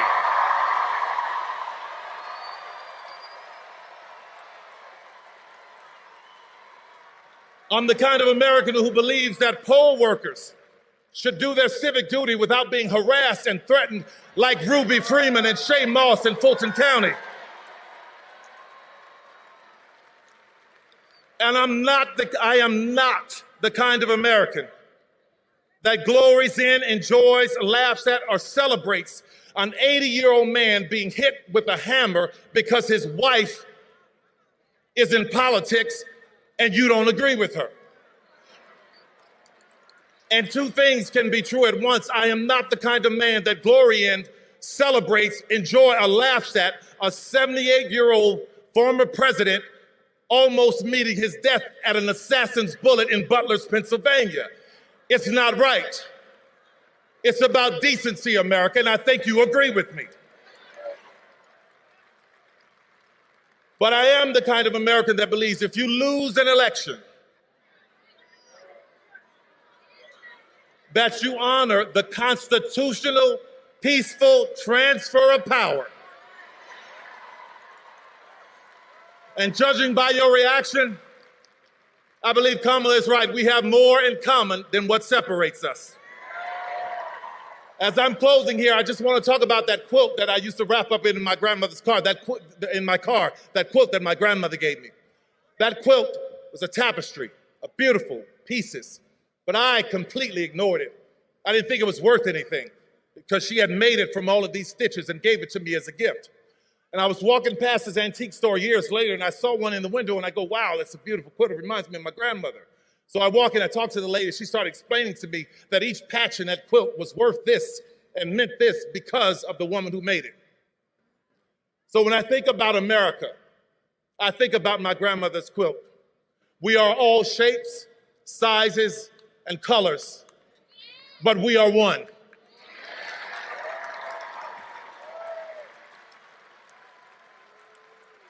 And it was so important for me to stand with a candidate who understands that we as America, we are a quilt. And I could never stand with a candidate who wants America to be a sheet.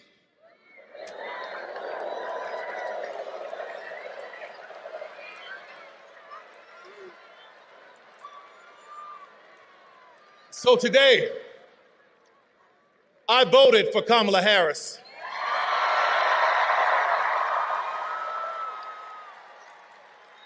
And Georgia, it was only about 11,400 votes that separated Trump and Biden.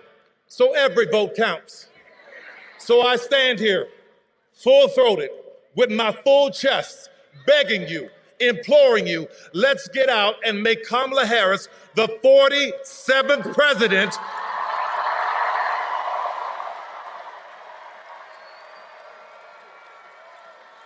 of the United